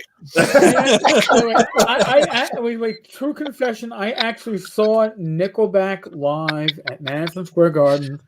I did not pay for the tickets. My old captain, I was friends with, and that's what everybody says. No. He's like, lad, are you doing anything tonight? I'm like, no. Good, because I got 2 extra tickets to Nickelback, and I went. I think I know who Nickelback is. I didn't fucking. It's like modern. I was still classic rock, and it's like I'm like okay, classic rock. Yeah, I was a classic rock person my whole life. The best I came into like hit music that was around the aughts was like Closing Time. It was like, and it was like okay, cool. And I was like, yeah, goes, call your girlfriend because we got to meet in an hour. So when do you get off? I go in 2. He goes, but you're off now. Suit, get out of your uniform and go down and pick her up. So I did. We get down there, and it's like 3rd row seats. I'm like, who the fuck do you know? But then again, he's the captain. So who the hell? And we're sitting next to some young punk who's like, oh man, are you here to see Lighthouse? Like who? Like Lifehouse? No, Lighthouse. They're better than Nickelback. I go, I don't even know who Nickelback is. So I'll take your word for it. If they're opening for him, that's great. And I still couldn't tell you any songs that I heard. But now as an older crotchety 53 years old, all I hear is Nickelback sucks. I'm like, okay. I don't know why they suck. I don't know why they were good either. But yeah, exactly. It's just a mystery to me how much hate's there for them, and how it's like, did they kick somebody's dog that I'm unaware of? Everybody hates them, but they're so successful. It's right, exactly, absolutely. They played 4E and they liked it. That's what God. There's some of them 4E fuckers, man. Right. By the way, allegedly played 4E. I'm not saying I know this for sure. I don't want anybody coming out and saying Tenkar said Nickelback played 4E, and all of a sudden record sales are down. They're no longer getting their live gigs at like birthday parties for billionaires. I don't want to be responsible for that. So allegedly, then I shouldn't say Chad Kroeger from Nickelback played Cinnabar. You can say whatever you want because I don't know what Cinnabar is. It sounds like, don't you remember that controversial, stupid game from the early 2000s? Oh my God, Cinnabar, yes, with the S. I have a copy of that somewhere. Yeah, I got a copy of that somewhere back there. I don't know why it was controversial because I never really read I don't know either. I think because it did Venger before Venger. Oh, really? You know what I mean? Oh, did it? Oh, okay. Oh, so you mean it jumped the shark sometime after Fonzie, but before V. All right, I got you. Since we've brought up the Candyman, oh no, because V loves attention. So right now, as this is going out, there's somebody going to him. Tenkar, they're talking about you on Tenkar's live stream. Oh shit! Listen, I didn't even think of that. See, I'm not. I don't get involved in much community stuff, right? Yeah. So I have blowback to get for stuff. All I know about him is that he has some kind of like Cthulhu-ish thing and some tentacle thing. Yeah, that's all I know. Listen, I'm going to say some things about V, and actually they're complimentary. When Wenger does stuff that is purely old school, not his 05R bullshit for the fucking Alpha Blue, but when he's done his classic OSR stuff, it is fucking top notch. It is better than most of what Zach Smith has put out, and when Zach Smith is not phoning it in, he has some really amazing stuff. I don't like the guy personally, but Red and Pleasant Land is probably one of the top 5 releases ever. I think V probably hits at least 1 or 2 pieces in the top 12, and I say that honestly. And V is one of the few people I know who knows how to get Boris Vallejo quality art gratis, legally. Yes, he knows how to approach artists and basically say, if you want exposure, and not that he's exposing himself, but if you want exposure, yada yada yada, and he has a following, and these people give him a one-time use license, and his artwork that he picks are simply amazing. It's spot on. Do I think that V likens himself to be a shock jock in the OSR? Yes. Does he have the ability to be a shock jock like Howard Stern? Howard doesn't have the ability anymore. Yeah. V certainly doesn't. V isn't even the old Opie and Anthony back in the day. V is trying, and so I give him credit for that. He does excellent. He does some excellent work and steps in his own shit far too often, which keeps him from breaking out. That's going to snip the hell out of this entire quote and like put it all over his blog and send it out. Tenkar said I'm great, and he said that he blows aliens. What? But you know what? Let him, because like I said, when V does pure OSR stuff, he does some really great work. And I don't have to personally like you to appreciate the work you do. I like Tim. I happen to like his work. Just because I happen to like Tim doesn't mean I need to like his work. If Tim produced shit, it would still be shit. Tim doesn't produce shit, but I happen to like him. That's just how I separate the two. What do you guys out? All right, so give a list. What's your number one, like the best thing OSR has ever produced outside of anything any of us have produced? That way, there's no pressure. That's easy for me. What do you got? What's your thing? Tim goes to the magic shelf. What do you got? What is it? Tome of Adventure Design. Tome of Adventure Design. All right. All right. Oh, I lost you guys. Oh, Steve, we were just saying, what is the best thing? I didn't see what Tim did. Tim had Tome of Adventure Design by Matt Finch, published by Frontier Games, originally published by Matt Finch independently as 3 separate books via the Louisville. I have. Oh, I'm sorry, I'm not doing a good thing here. I'm turning my back to you guys. Sorry. That's okay. I was looking at my shelf to pick what I think is my favorite OSR. Oh, you got the original too. All right. There you go. Yep. All right. Cool, man. There you go. Yeah, I got that was an easy one. Yeah. All right. What do you got, Steve? What's your number one thing? Best OSR, like OSR that product. era from like 2008 forward. Yeah, until now. Yeah. From then until now, once the OSR sort of formed until today, what's the best thing anybody produced in the OSR? You don't have to even have it on the shelf, just whatever you think. Well, it's going to be on my shelf if it's my favorite, right? All right. Yeah, I was gonna say, if it's not in reach, it's not your favorite. Listen, I'm sorry, but I'm actually doing this for my living room, so it ain't within reach. My newest favorite is Old School Essentials, but I'm going to have to say this. Yeah. What's that? What do you got? Oh yeah, White box. Really? Is that Charlie? That's Charlie's version. Yeah. Charlie's version was really nice. Yeah. Is that the first? That's the second one, right, Steve? Because he did Yeah. 2 different editions, right? Yeah. That's the second one. Yeah. All right. What are the listeners? What do you guys think out there? We got Vance out there. We got Matt. What do you guys think? Matt says yes. I don't know what he's saying yes to. He's saying yes. He must be drinking too much. When you say white box, that's Swords and Wizardry white box, right? No, Swords and Wizardry white box. Yes. Okay. But it's not Matt Finch's. No, it's not the original one. It's Charlie Mason. Why is that better? Right. Why is that better? Because he made it a little bit more his own game. Okay. By adding some stuff or Charlie or Charlie Phipps. No, it's Charlie Mason. It is. Okay, I'm sorry. There's too many Charlie. Yeah, I got his first. This is the first version. That's the other version. Yeah. Yeah, and then Steve has the second because he fixed it up, and it's. I mean, if anybody wants a nice clean copy of White Box with a little extra flair to it, it's not expensive at all. I mean, really? it's very cheap. It's almost at cost if I remember. Yeah, right. Yeah. So Charlie did some really good work. Yeah.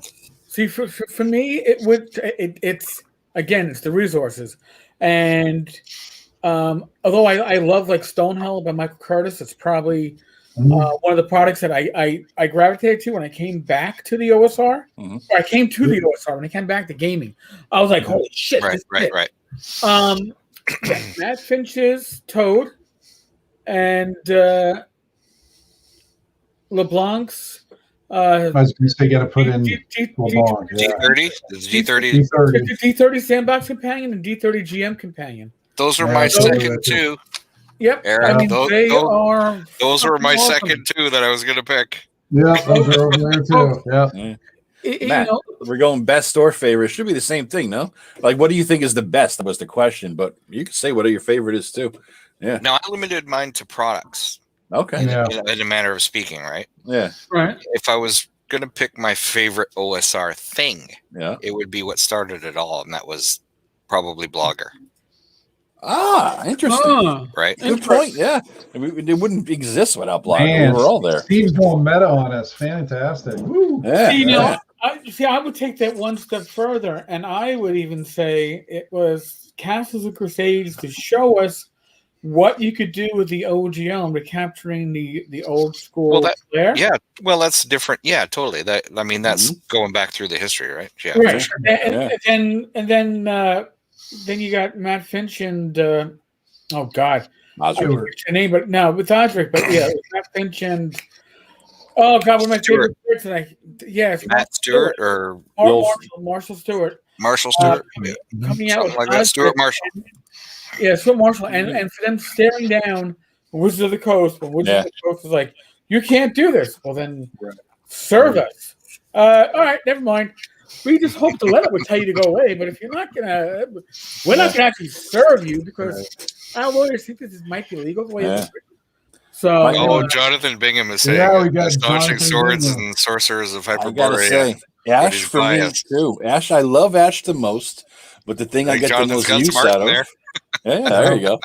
I like Ash the best, but the thing I get the most use out of, I gotta say, within reach, it's the Old School Essentials books. I mean, they're fucking fantastic. They're a great, easy thing. Everybody plays it, right? But those are my newest favorites. Absolutely. Yeah. I mean, I've totally switched over to that, even though it's just basically basic expert. Yeah, I know. But Gavin did such an amazing job reorganizing that stuff. Yeah. I think the thing, if you want to go meta, the thing I think if we're going meta is Matt Finch's Old School primer. That shit was like the Constitution or Declaration of Independence or whatever you want to call it. It certainly was, but I just think Matt Finch as an individual is a driving force. Yeah. Absolutely. I think he's underappreciated for that. Now, now another Matt Jackson, again, the man with no ego.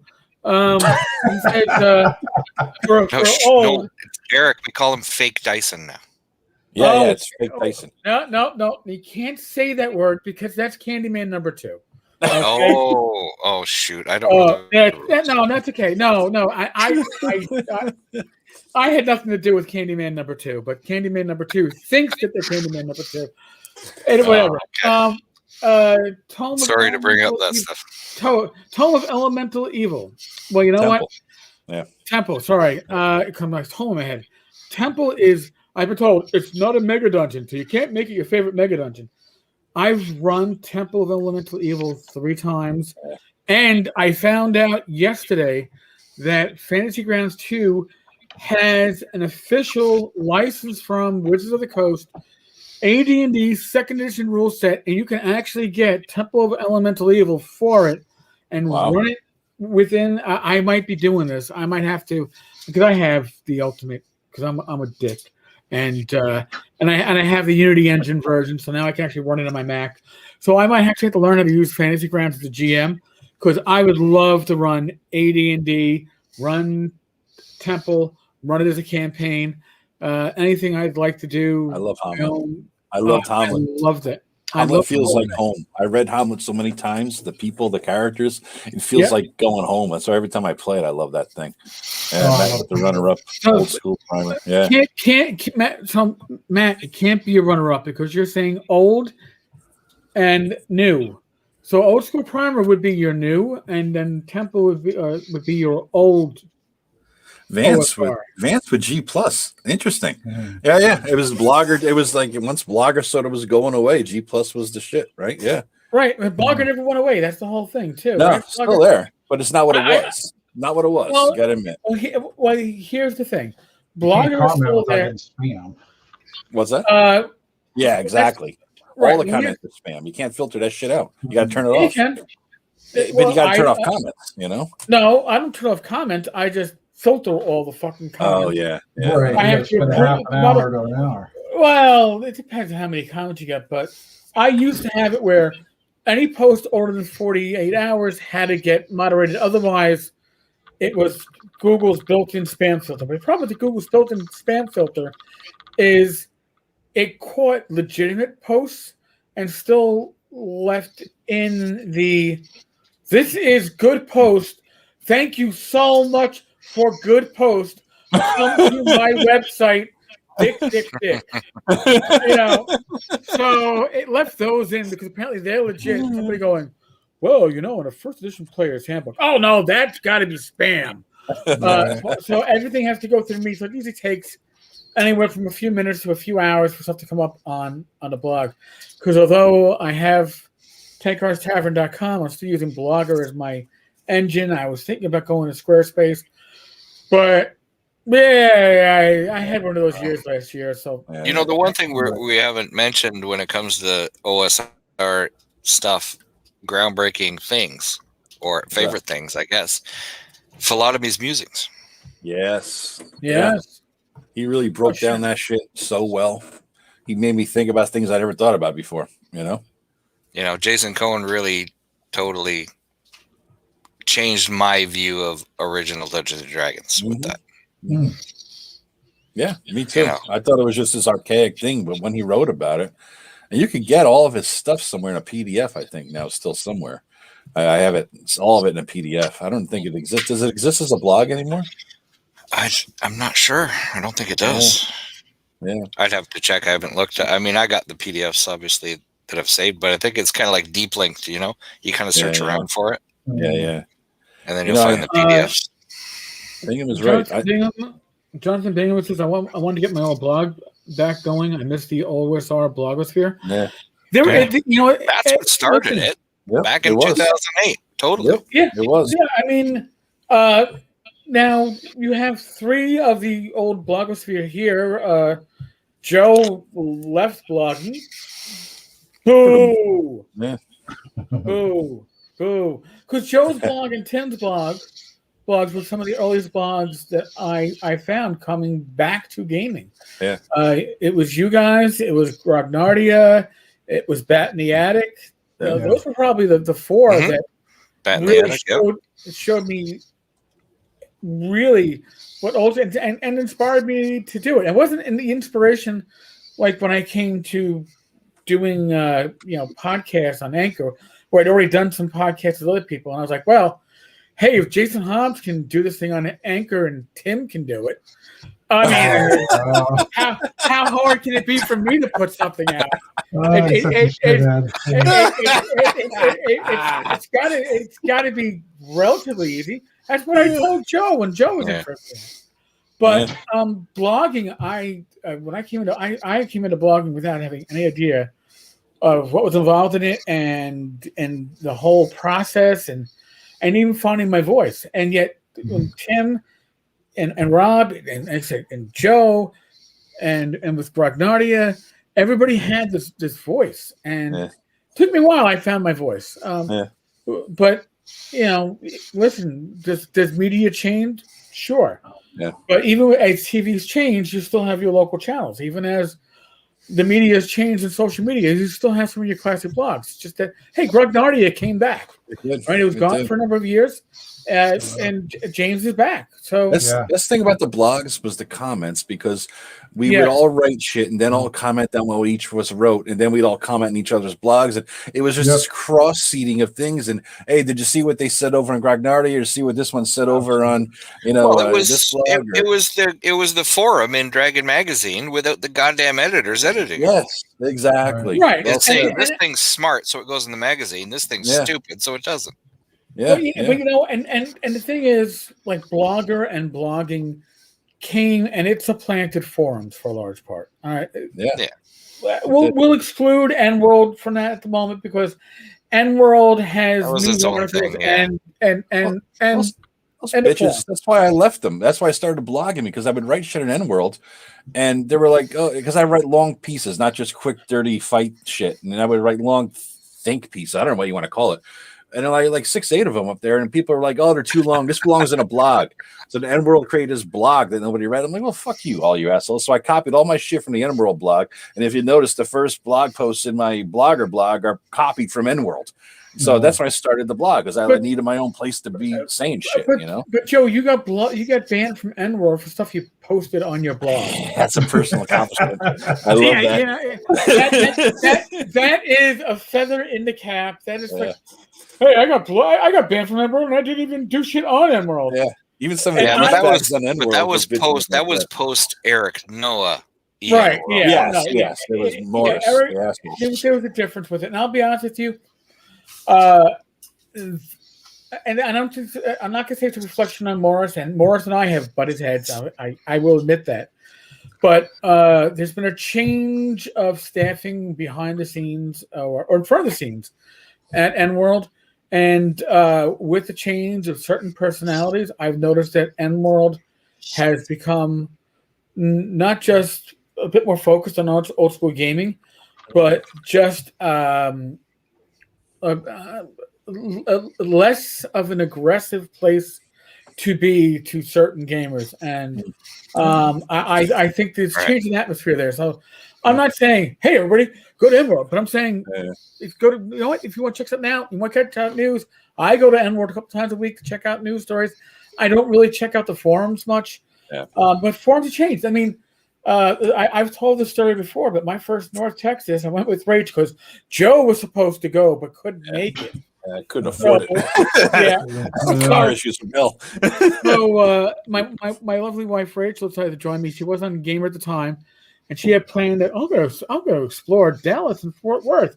I did my research, and I can catch a shuttle a half mile away. By the way, if you haven't been to Dallas in the middle of June, you don't know fucking heat as a New Yorker until you've been in fucking Dallas. But, as Modius walks down the street, that's how fucking hot it is. So Wednesday night before the con officially starts, Rachel's like, "Oh, there's a pool. We got to take I brought my bathing suit. We're gonna use the pool." And we go to the pool, and there's one other person waiting in the pool, and Rachel's like, he's got to be here for the convention. I got to run for a couple of minutes. The kid's acting up in bed. All No, right. beat him when we'll be here. Not literally, just figuratively beat him. Just whatever you got to do. Rum works well. Rum. That's what I said to whiskey in a jar. Yeah, Tim, who started the blog first? Tim, you or Rob Connolly? Rob by far, because like originally I wasn't interested in blogging. I even hated the word blog. I was like, that's stupid. Yeah. And then I saw, and then Rob was posting some stuff, and actually what kind of like similar to Eric, what really kind of got me interested in it. I've been playing GURPS for so long. Yeah. And then I found Castles and Crusades, and I'm like, oh my God, this looks really cool. And I get to roll my D20 again. I miss rolling that die, and it was just and it got me in there. And then I kind of was paying more attention to Rob's blog because I think he started his like almost a year before I did. But I go over to his house and he kind of showed me what was going on, and then eventually I jumped aboard a few months later or whatever, and got going with it. So I mean Rob's the reason why I got into the whole OSR to begin with, because I didn't have any interest in the beginning. I just didn't. I was just I'm doing my own thing, and I was fine with what I was doing. And then I'm like, when I saw the blogs though, and I saw like the sharing of ideas and the people that were just giving out free stuff. Hey, here's something I made. Check this out. Here's something I made. Cool. And Jonathan brought up one so funny, like in early on, like you were saying, we would get together and talk. There was that one theme of doing the hot elf check. And then people just posted just the stupidest things on there. It was just so freaking funny. And and then there was a whole big war back in the day, cake or pie. And they were battling back with that. I think it was Chris, was his name Katulik or something like that? He was, I think he was Cake, because that's what I called him for the longest time. I didn't call him Chris, I just called him Cake. And then I think Jonathan was all Pie or something like that. So they were like battling back and forth, and it was just fun because there was just that cool little back and forth, and just there was nothing serious going on back then. It was just fun. It was just a good time. Exactly. So. Well, I mean, there'd be disagreements, but what I liked about it was that we were all trying to figure it out, because I don't know about you guys, but my gaming back, in the old days was limited to just a few people. And it was the people I knew, my brother, people I went to school with. Right. And it's like, I never knew if I was doing it right. I never went to conventions. I never played with anybody. And so when I saw these other guys talking about how they played and what they did, I'm like, oh, I guess I'm doing it okay. I guess I'm not, fucking up or anything like that, And so it was like, cool, man. And actually, I believe it or not, when Zach Smith had that the thing he had on, that when he played live with all the girls in his game. The game was. Fuck was it? I forget what it was called. What, the hit me with your axe? D&D with porn stars. Yeah. He had the axe thing going, and I was like, wow, he kind of plays in the same kind of style I do a little bit, and it was like, all right, I'm not doing it wrong. There's other people doing it like this, and it was kind of validating in a way to realize that there's other people like you out there, and that they're doing it like you do it, and then maybe you could share information, like you said, and we figured. We figured shit out together, right? We figured out, what does this mean? What is all that about? What is this? Why did he do it this way? Gygax back in the day, all this kind of shit. It was like, wow, this is especially Phil Autonomy, right? I mean, that was, all these. It opened up the conversations we started in the 1970s and 1980s. I mean, like we were having this, but we had a lot more years of experience to kind of go on that in our, and now you just didn't have, your brother, the your local gaming group to, you had a ton of people to talk to. We talk about Google Plus and what it did for gaming, but here we think about it. Blogger was where all the conversations were going on. All right. And then Google Plus came, and what's one of the first things that Google Plus wanted you to do? You wanted you to turn your comment section on Blogger into Google Plus threads. I remember that. And I did that. Yes. I did that initially, and it lasted for less than a day because I realized unless people had a Google account, they couldn't comment. And I didn't like that idea. I liked, again, information should be free. Conversation should be free from those restrictions. But certain people, and Zach Smith was one of them, use Google Comments for all their conversations. Now it did have one advantage. If you block somebody on Google Plus, they couldn't comment on your blog. So you, in a way, you were able to do a very, walled garden, and Zach was actually well known for that. But then, and a lot of blogs turned to that. But when Google shut down Google Plus, what happened? You not only did you hurt Google Plus, but you hurt all these blogs that had been using Google Plus for the conversations. Yeah, a lot of those conversations, those threats were gone. They were done, and a lot of the bloggers that had been using it just kind of instead of it went away. Now we got MeWe these days. MeWe is not a bad social media forum at all, but it's not the same as Google Plus. And not to be conspiracy theory, but I think Google Plus served its use for Google. It got their they wanted knowledge of what the market was or whatever. They farmed that for all the social media they could, and all the demographics they could, and then they realized, you know what, we're not going to get more value for our money if we keep on investing in it. Just better to shut it down. I'm amazed they keep Blogger going. Blogger must cost them nothing. I know. I'm surprised by that too. Yeah. You know what Google Plus did for us though was that look at how we joined this today.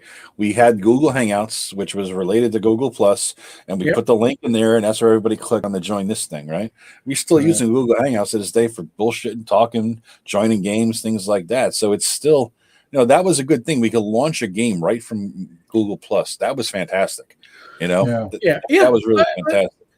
You know what? But even with Google Hangouts, I knew Google Hangouts was going to start tailing off or have less of an importance when they no longer allowed Roll20 and other third-party apps to integrate within Google Hangouts. When I saw that change, I was like, they've got future plans for this, and it doesn't include us. And like we were talking about MeWe. One of the great things about MeWe is that when there was the mass exodus, when Google Plus shut down, as a mass exodus to MeWe went, holy shit, we're picking up a lot of people.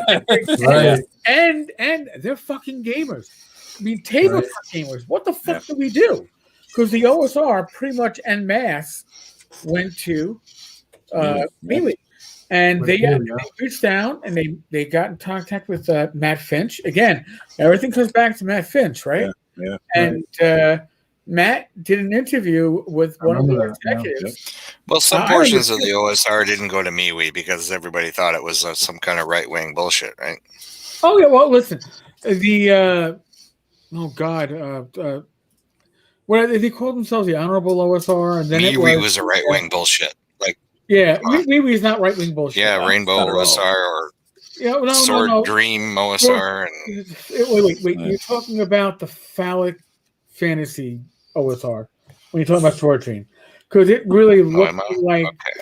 I don't know. You've seen it. I'm just a dumb Canadian, right? No. I just write zines. Yeah, but... Yeah, so no, the phallic OSR... all due respect to those that have phallic body parts, including myself. I don't mean to demean us, but that didn't go very long or go very far because even then, when it became a hashtag on, of all places, MeWe, they still had a hashtag OSR for their products because they wanted to make sure because nobody was following the breakaway, and that's. Look at this. Look what happened to Those Are Dragons, though. The group, ever since the latest political bullshit, it took 2 years to get to 4,000 members in the Those Are Dragons group, right? In the last 2 months or so, we got another 2,000 members. We are 16 members away from 6,000 members of Those Are Dragons MeWe group. That's fucking phenomenal, really. That's pretty damn good. And that's your group, right, Joe? That's me, yeah. That's the Everybody D&D group, right? Yeah, pretty much. Every version, all the clones, no bullshit allowed. Well, listen, let's be honest with you. I have not seen anything right wing on MeWe. I see more right wing shit on Facebook. No, not really. No. Yeah. MeWe is for the most part apolitical, but I think to some people who they believe that everything is political, everything should have social issues in it, and if your game doesn't have social issues in it, you're not doing it right. And my personal belief, and this is the communities that I am members of, where I have any kind of influence, either as an owner or as an admin, my belief is yes. You know what? Politics and social issues are important to the fabric of society. I don't deny that. They are very important issues that should be discussed. But they should not be discussed in communities that are about gaming, that are administrated by 1, 2, maybe 3 people who do this out of their love of gaming and don't want to be on the computer 24/7, moderating tribalism, because that's what it comes out to. Because once you get politics and social issues involved, people stop being civil. All right, and gaming conversations should be civil. If you want to argue, should paladins kill baby orcs? You know what? Have that conversation about fantasy morality. I'm happy with that one, because I'll tell you right now, yes, kill the fucking baby orcs. All right, unless it's like the old Usenet philosophy. If you guys remember back in the real wild days of the internet. I only use Usenet for porn. Okay. Well, it was like we're not discussing that here. Go fuck off and discuss it somewhere else, please. Yeah. Right. It's that mentality, right? Well, and then we can vet everything that we see, and we can and who we have in the communities. I'm kind of turning back to, like, I have that Zine group and everything, and we're really climbing up. But I'll tell you what, everybody in there has been very, they support everybody. There's a lot of sharing of stuff, and it's one of those groups where I want people to not be afraid to say, hey, I got this to sell. Am I able to do it? They're not, I don't want them to be afraid to do that. Yeah, absolutely. I yell at people who talk about cool stuff and don't add a link. I'm like, no, if you're going to talk about cool stuff, I don't have very many. Noticed that, yes. Yeah, if I don't have any rules, but that's one of the big ones. If you talk about cool stuff, I need a link with it too. So, but I wouldn't tolerate someone going in there and talk, degrading anybody or talking down to anybody or no matter what political event. I don't have time for that shit. Yeah. And I don't want to read it in my my gaming feeds. And I think I think we're getting pretty close to 1,700 people. We've been really getting crushed by the ZineQuest has really flooded in a lot of new, and then we got people like you, Eric, are doing the podcast, and then there's Tony from, I think it's Experience, when he's doing various interviews and YouTubes and stuff like that. Yep. Yeah, he's doing some killer stuff, and then you got what's his name? I keep forgetting his name. Your layout guy, Jeff Jones. Yeah, he's been doing interviews. So there's think of the Martian Manhunter, John Jones, but right, exactly. Yeah. So it's cool to see these guys are doing it all on their own and joining in it. So it's almost like, okay, I made the place, but I just sort of maybe said, here's the plot. Well, everybody's building stuff on it now, and they're like making it their own, and that's what I always wanted it to be. Well, that's a community, right? That's the thing that Eric was talking about when I first came on about the OSR not being a community. It's totally like that. Yeah. Oh, absolutely, it is. Yeah. Right. I mean, there's definitely the thing is, it's always a community until it gets too big, right? That's when you start to get your rabble rousers in there and your people with agendas and stuff, right? You get your schisms, but you know what? Yeah. Here's my argument. All right. Listen, what you want to put in your own feed on whatever, whether it's Twitter, whether it's Facebook or MeWe, anybody who's following you as a friend knows that they're going to get a hodgepodge of good stuff and shit in that main feed. Right. We accept that. Yeah. When you join communities, you're joining a community about AD&D 1E. You're not joining the community about AD&D 1E to hear about the latest political discussion. Mm-hmm. And that's why you're joining it. You're joining it for AD&D 1E. Taco, baby. You're here to hear about Taco. That's it. Taco, good or bad. Let me hear your thoughts. But when it comes to, say I join a community that says politics now, politics forever. Well, you know what? I know what the conversations are going to be. It's going to be political arguments. And that's fine. I'm going in for that. So the idea that, well, politics and social issues should be part of every community, no. They shouldn't be. They should be part of the communities where they are appropriate in. And again, my opinion is that they are important. They are very important discussions to have, but they have to be had in the appropriate forums. You're not going to go to Dragon's Foot and drop a post saying, this is the latest police violence that I saw. Dude, what does that have to do with my fucking AD&D fucking first level bard that just went through 5 levels of fighter and 6 levels of thief? Well, what does that have to do with it? Well, I just wanted to bring it up because I think it was important. You guys think that? I mean, you didn't mention, Steve, about being too big or whatever. You think the OSR got too big? Because I remember when Raji, I think, was the one who said, "Are we just a bunch of like 300 people selling shit to each make to each other, or are we ever going to be bigger?" I mean, something like that. He said, And at the time, it was like 300 fucking people all on Blogger. Every subculture goes through that. Yes, totally. Yeah. You think we got too big though? No. You know what I mean? Well, that depends what you mean by too big. But at a certain point, every subculture attracts raconteurs. Yeah, and you have to remember too, you're talking about James Raggi, one of the handful of people who has found a way to make this hobby, all right, or this a living, all right. There aren't too many people that can say that. Well, ask him about that now. Listen, somebody asked, did James survive the summer of 2020? James survived the summer of 2020. Did anybody get the ref book in my lifetime? I could just have heart failure. I have no fucking idea. Maybe not mine. Well, James did a great thing. He managed to actually build sort of a distribution business thing. He was a viable publisher. And the problem you run into once you get to a certain level, it's this problem any small business runs into. You have to go to the banks. Mm-hmm. And once you do, then you're no longer running your business. No, now you're beholding. And now you're not doing it for the love of the game. You're doing it to pay back debt. Now, best that I can understand that I haven't talked to James, so you're not getting this from the horse's mouth. But my understanding is that James is no longer in debt or in worry of closing up shop because he's in debt. And I believe that James has been able to pay off his creators or pay them. That's where's my important stuff that he's not personally. This is the thing. That's why you have limited liability corporations, right? Yeah. Why you do that. Eventually, once you deal with the banks, this is what I do every day. I'm in a corporation. I'm a plant manager. I run a manufacturing business, so I know all about this stuff and what it costs and things like that. Yep. So time to tap out and fold our cards and walk away from the table with whatever loss, because what I owe you, it's limited liability. Yeah, exactly. Get it from the corpse of the company that I'm leaving behind.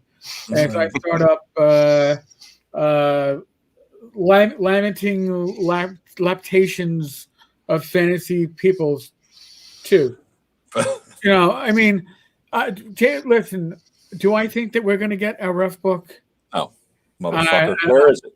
But I don't think it's a monetary issue. I think it's a creative issue. I think James will do it at some point. It's just a matter of when, right? Here's my question: what comes out first, the Lamentations of the Flame Princess referee book for Weird Fantasy, or Far West? Now, dude, you got to wonder on that one, right? You got to say Far West. I didn't West. back either, so I'm good. Well, there's that. Yeah, neither did I. I just logged into Indiegogo, right? This motherfucker raised $35,696 for the referee book, and yet he was recently broke. Where's the $35,696 that should be sitting somewhere safe and secure in a bank so you can put the fucking ref book out? You're robbing Peter to pay Paul? I don't know what happened. All right. So where's the fucking ref book?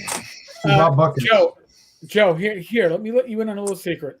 Okay. When it comes to some creators, okay, this is a pyramid scheme of sorts, and money coming in pays for projects that are supposed to go out. Yeah. So they're always shuffling. Now, you look at Memorial Tomb. I've mentioned this one before. What is it? Memorial Tomb, Benoit and Ernie Gygax. Oh, When I went to Gary Con a number of years ago, my first Gary Con, Ernie made a point of searching me out and said, Eric, I need to sit down with you.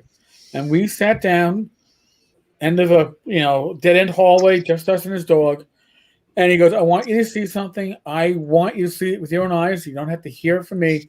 But he goes, but I want you to see something. He gave me a bank statement. It was like maybe 2 months old. It was new.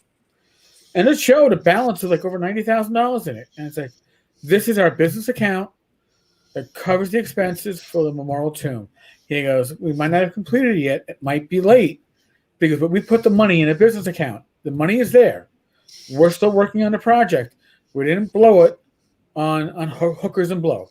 All right? It's not, it didn't get spent on expenses. He goes, I've had tough times, but I've had tough times. This money has been separate. Yeah. So when Troll Lord Games made the announcement that, hey, we're picking up the fulfillment of the Memorial Tomb, we are going to take over. We are going to lay it out. We're going to edit it. We're going to publish it. Why did it happen? Because the money was still there. It meant that Troll Lord Games would come in and say, all right, it might cost us man hours. All right? It might cost us time, but it's not going to cost us expenses. Now, City State of the Invincible Overlord, Judges Guild. Okay? The infamous fuck-up.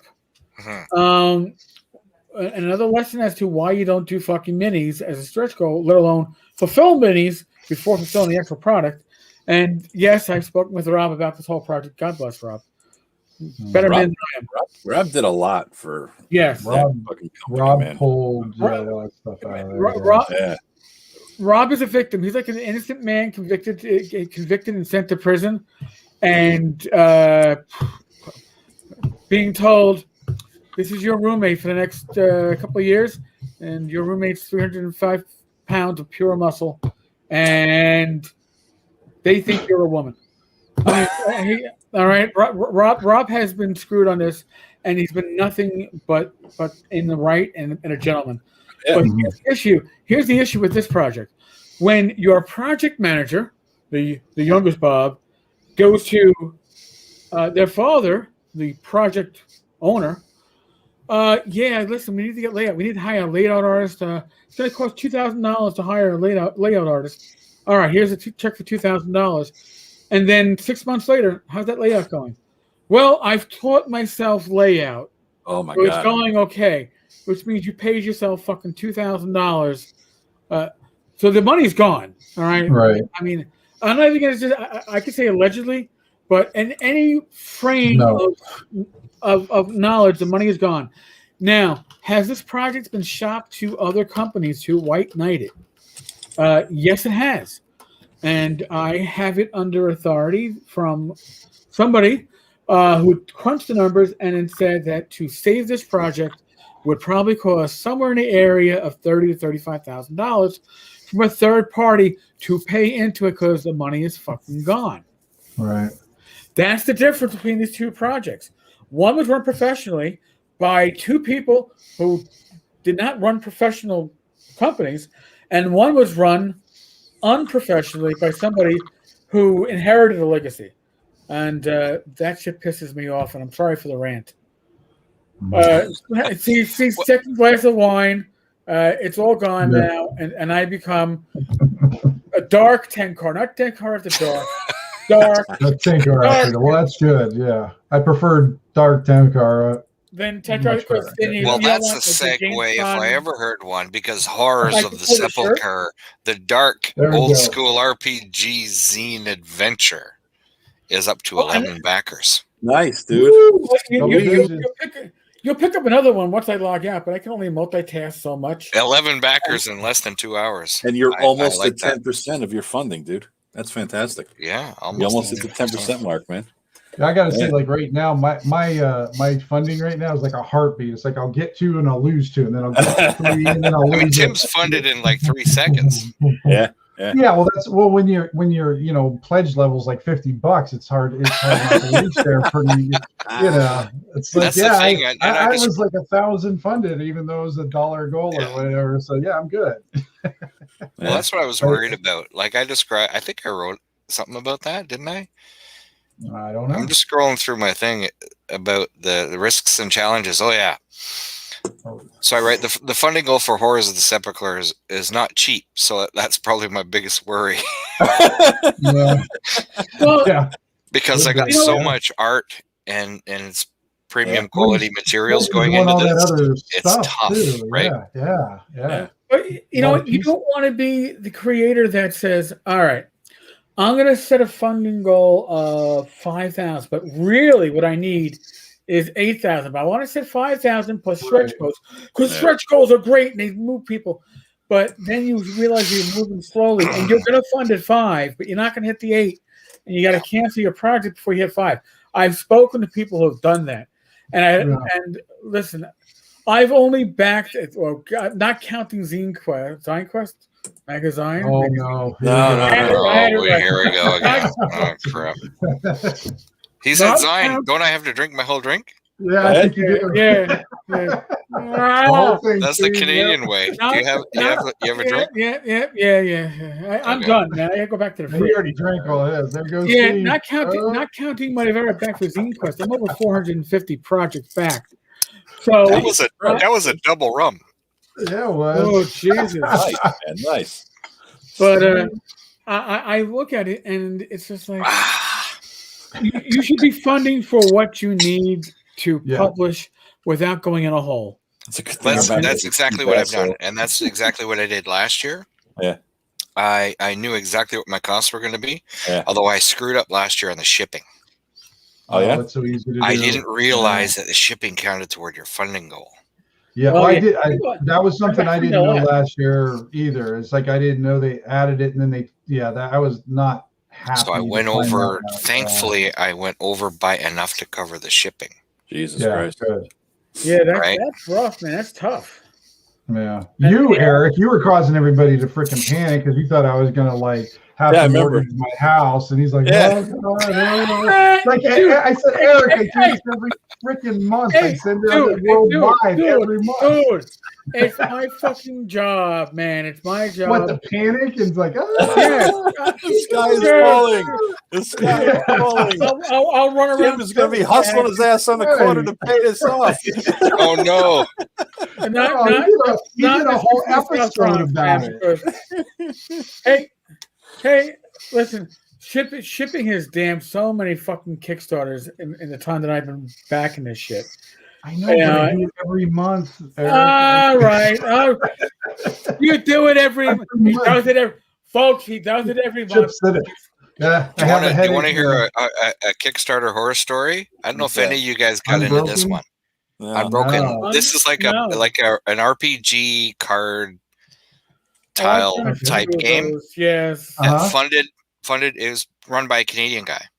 It funded in 2018. They still haven't fulfilled all the shipping yet. Oh my God! Oh, that's a killer. It went into the millions. Oh my God! Oh my God! When they ran the campaign, they had no idea how much it would cost to manufacture in China and ship across the world. So they charged. So part of their campaign was only like, shipping to here is going to be like $4. Right. Yeah. No. And they got canned. They've had to run subsequent campaigns to actually kind of help generate some money and stuff. Jesus Christ! One of the early. It's a cool game. Don't get me wrong, but I'm not trying to slag on them or anything. But business wise, they were dum dums. Yeah, years ago, I backed this Kickstarter. It was like my second one I backed, and it was called Quest Decks or something like that. And I had met this couple at Origins, and they were a really nice couple, and they had the decks already, or a deck made, and then the Kickstarter was for a second one to follow up, and it was one of those decks where you had the 8 different little piles, and it made an adventure kind of thing. So they're going to do a follow-up. And I thought, oh, this is great. They got funded. They got all their stuff. They got all the cards printed and everything. And then they mailed them all out. And when they mailed them all out, the way the lady posted it, everything came back to her. It didn't get mailed to the people. Oh, my God. So basically, all that postage she spent ended up with her, coming back. And it broke her. because they never fulfilled the Kickstarter. They never did anything with it. Even though a bunch of us were like, I'll send you $5 more. I want my decks or whatever. Yeah. You know, I got no problem. I understand you messed up. And a lot of us were like, yeah, we got no problem with it. But I think it just broke them because they just, and I go on the internet every once in a while, just even trying to find their old decks because they're fun. They're really cool. They're simple, but they don't go to Origins anymore. They don't have a web page anymore. They just basically well, that's the thing, like, right, you know, community funding projects, crowdfunding projects are rife with possibilities for theft. You know what I mean? Yeah. I mean, Eric, could there be a more scholarly person in tracking those types of things? Infamous list. not I. I mean, you know, like at least I stopped doing a post that used to tell you how late things were. I would track like 50 Kickstarters at a time and give updates every like 2 weeks. I stopped doing that. I kind of laugh when I see any of your posts on Far West. Or on I cry. Oh, who's the other dude? The real bad one. The guy. Ken Whitman. Whitman. Yes. Whitman. Yeah. The Knights of the Dinner Table asshole. Now he found them though. He found them. He found after he cleaned it, went up in the Missoula's cow knocked over a lamp in his friend's barn and burned the barn down, which had the hard drive that had all the data and all the filming. And he said that in New York State court. Then he found it, and thank God, Jolly and the rest of them over at Kenzer said, "Go fuck yourself," basically, and said, "We're not." Right on. We already put out what we got with what we have. But I think the most infamous Kickstarter in the OSR is Myth and Magic. You know, because with Myth and Magic, the shit exists. All right, we had pictures of boxes and boxes in an apartment of the ship, and then what happened was from the time he did the Kickstarter to the time he was going to ship it was a little bit late. Shipping went up immensely and broke the bank. Now I got a copy. This is after the Kickstarter creator posted my tracking info on Kickstarter in the comments section. Really sweet of him to do that. That was really nice and kind. It's pretty low, yeah. Oh yeah, Kickstarter on the weekend actually took that down within 2 hours. So I give credit where credit is due. So when mine arrived, because none other than Joe Block reached out to him and said, "Hey, if you're going to actually start shipping out a few copies, you probably should get Tenkar his copy, because maybe, just maybe, you'll blunt some of the blows that are coming at you." So I still remember getting my copy and taking it out into my backyard. It was cold. And it was in a plastic bubble envelope, and I had a sharp knife, plastic rubber gloves on, and I thought maybe it was gonna be like anthrax or some vile bodily fluid. Some ricin in there, yeah. And I was like, "Oh no, there isn't! Holy shit!" And but like North Texas RPG Con backed for 10 copies. I think they got 3. So most of that stuff probably still being used as furniture in his apartment. I don't believe the coffee table. I don't believe the Game Master's Guide ever got published. I mean, the rules that you can see when you actually looked at them, this was a great rewrite of 2E D&D, and I love 2E D&D. I don't love it as much now, because now I appreciate the squad books for shit. Yeah, but and unbalanced shit at that. But at the time, I loved 2E. I played the shit out of it. So it would have been a great clone, and it's the clone that almost was. I remember that one, and I never backed it. You bring up Block again, though. That's, maybe I lucked out. 2E clone that's really good. That his clone Block. I mean, I love it. Adventures Dark and Deep. He put so much fucking work into that, man. But here, Joe's clone is not a clone. Joan's clone is a what if 2E became what Gary had planned it to be. Yeah, exactly. Yeah.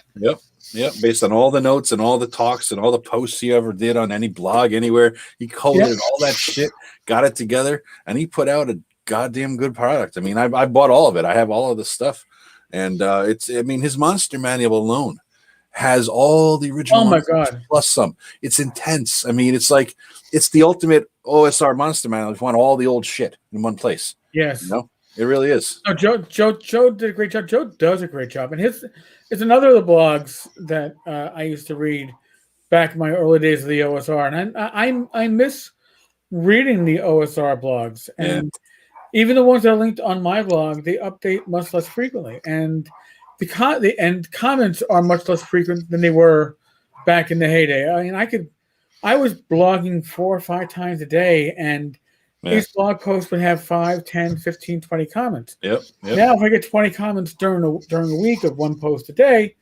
that's a lot. Yeah. Not that the readership has gone down. Don't get me wrong, the readership has gone up.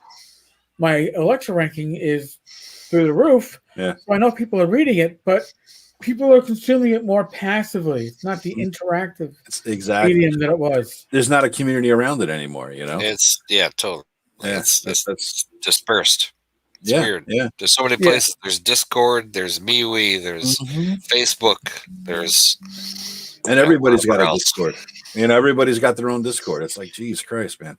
That's where I feel kind of lacking when it comes to the kind of the OSR stuff. I'm always kind of feel like an outsider because I never really get involved in any community. Yeah. Like Discord, I know it's out there and there's lots of people on there, and I have no interest at all in getting on there and promoting shit. You know, I feel so. This is the thing. I love writing stuff for old school stuff, but I hate promoting it. Yeah. Yeah. What'd you just say today when you said, "Oh, geez, I didn't put my Zine 3 up on drive-thru"? I only realized last week because two guys emailed me and said, "Hey, where can I get Dice Roll Zine 3 on PDF?" And I was like, "Holy fuck! I never put it on drive-thru." And it's been a year or whatever, half a year, right? Totally, it's been a whole year. Yeah. No, I'm an idiot when it comes to shit like that. So what I did, I gave him links to download on Google Drive. Here, download it for free. Like, that's cool. You guys are interested. You know, Steve, I'm going to tell you the same thing I've told other people that I've done these chats with over the past couple of weeks. Yes, having your own social media presence is important, but there's a reason why folks like myself and others that are doing these chats or doing blog posts or doing podcasts, I do this. Listen, the money I make off of my affiliate sales, which is more than a lot of publishers make on their sales, it's put back in a company. I gave away like, I don't know, $700 around Christmas time. Right. You've got an OSR Christmas, right? Yeah. That's how I first got kind of tertiarily sort of got to know you, because I sent you on my Dice Roll Zine 1 for your first OSR Christmas. In 2017. I've been doing it longer than that, actually, sadly. OSR Christmas has been around for a while. But here's the reason why I do it, and the reason why I do things like, somebody's got to go fund me for health expenses or death expenses. We've had that in the community too. Yeah, totally. And a lot of times, I also have to be like, all right, well, listen, the first $250 raised by the Tavern community, I'll match $250. It's the money that the community gives me that's going back to it. I'm not, living off the hog on this. Do I take some of the money and spend gaming shit? Yes. Holy crap! Certainly I do. Of course you do. But it's not paying my bills. If I can give it back, I'll give it back. Yeah. This to me, if I'm doing blog posts and I'm highlighting the zines that are coming out, I'm giving back to the community, and it's a community that I love being a part of. I mean, again, I was a cop for 20 years. They say there's no better men's club than being a cop. Well, men's and women's club, but yes, it's something international. I could probably go to London, walk into a police precinct and get myself a ride along or something like that, because there's a camaraderie. Well, you know what? I can walk into London, walk into a game shop and start talking gaming with somebody. I can do the OSR, and God forbid I had medical expenses and that it needed assistance. And I had a wonderful year in 2020 when it comes to medical issues, but thank God it was all covered. The community would step up for me as they step up for others in the community. I don't think, 20 years as a cop, I thought I was in a really tight community as a police officer. I think that the gaming community, the OSR in particular, is tighter. We might bitch at each other. we might call Right. each other fucking names, and Well, it's like Irish brothers. That's what it's like. I mean, it's that kind of a thing, you know. Y'all beat each other's ass, but nobody else better beat each other's ass either. You know, when the chips are down, when somebody's in need, you know what? Maybe I don't personally like you, but you're still my community, and I'll be fucking damned if you're going to be in need in my community, because we take care of our own, and that's the way I look at it. Yeah. So. Yeah.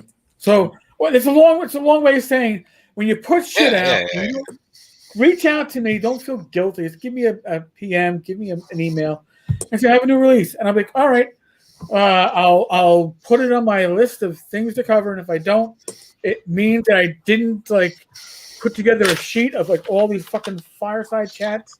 Well, you've got your newsletter that you send out every month. Right? I haven't done that in like 5 or 6 weeks. I've been so overwhelmed. I just keep checking my spam folder. It always ends up in my fucking spam folder. No, I don't know why. It has been missing. I literally haven't had a chance to sit. It takes about 2 hours to put together. Yeah. And I've been doing this, and it involves time, totally. Yeah.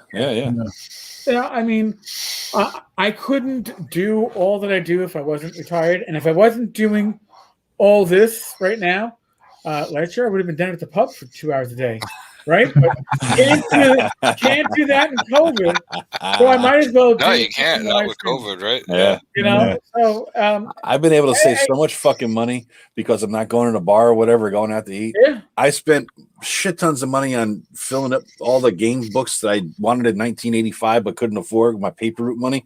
I bought all that shit, and I still got money extra. I'm like, Muck, what the hell? This is fantastic. Who knew I was eating that? I know you that just much kept on sending me pictures of all the shit you were buying. Yeah. Christ, well, man.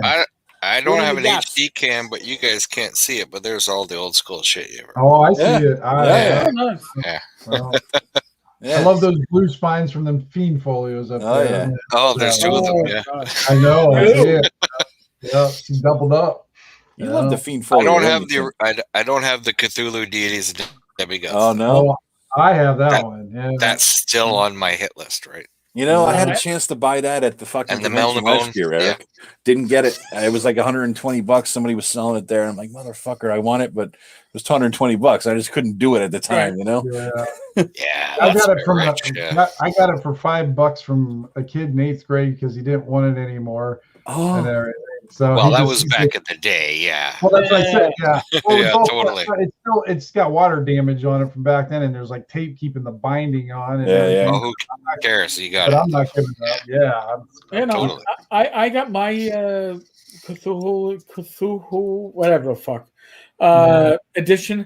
I got that at North Texas, I think 2 years ago, and it was one of the silent auctions, and I was like, oh fuck, it's a beater copy, but the con got all the original artists. So I was like, oh, it's a beater copy, but it's signed. I got it. It must be mine. I think it was like 115, 120 with the winning bid. I was like, all damn, right. Fuck yeah, man. There's mine. Nice. There's tape on the binding right there. That's still the tape's probably older than Steve. Nice. Well, not quite. It's pretty close, I'll bet. Yeah, we're all becoming old. I'm the baby on this podcast. I think you are. I do believe. Yeah, I was born in 1971. Not that damn old, young, and are you even 50 yet? You haven't even hit 50. I turned 50 in August. Whoa. It's all over then, man. You're fucked. Yeah. Dude, I'm almost 50, and I got a 4-year-old and a 2-year-old. I know. It's like already over. Holy shit, dude. Holy oh shit. God. I'm reading on the I can't internet imagine. Times, I can't imagine. I can't imagine that, dude. Holy Christ. I mean, most of the people our age, right? They're like Eric. You got the kid's up 28 and he's living in Seattle or something like that, right? I mean, I can't imagine at this point having a 2-year-old. Oh, there's Jackson. Look at him. I have the biggest moment. Come on. He has the what? Yeah, the biggest. I am. You are. Hey, Matt, it lasts more than a moment, buddy. Yeah. 2 minutes, a full 2 minutes.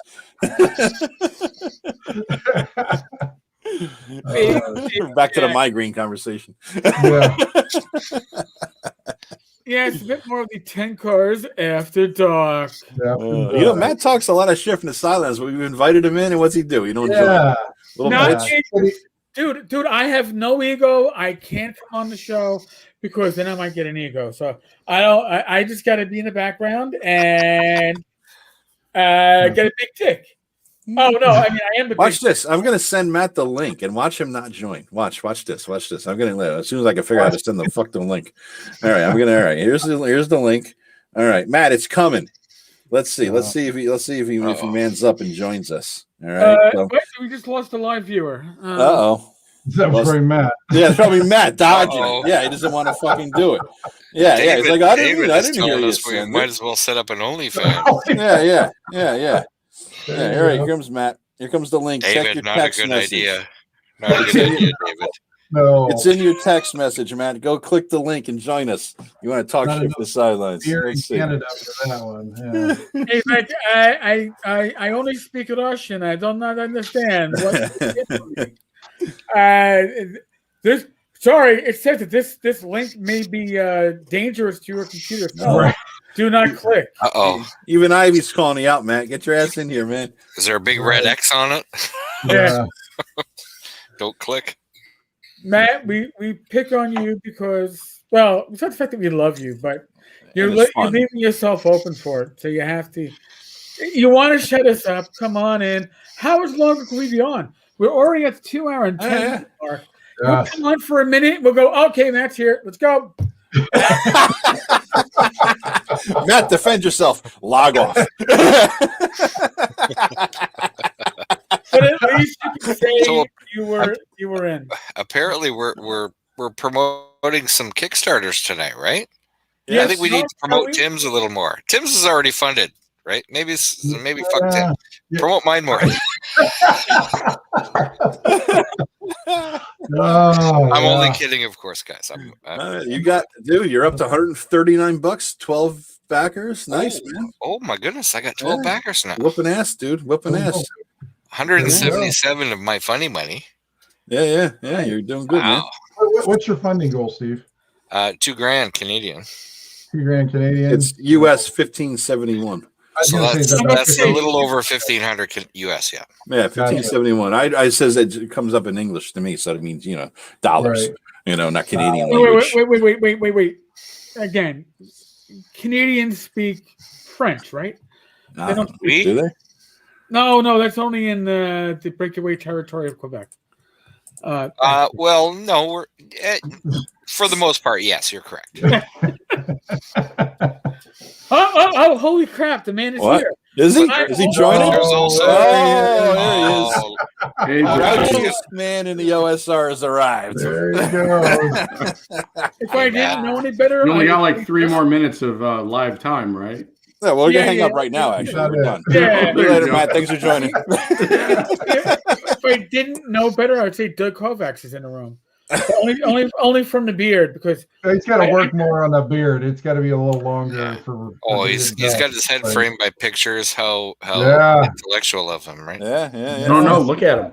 They're maps. They're maps. I think they're maps. There you go. Nice. No, there's that one, and then there isn't it a Dyson map? I think isn't it Dyson?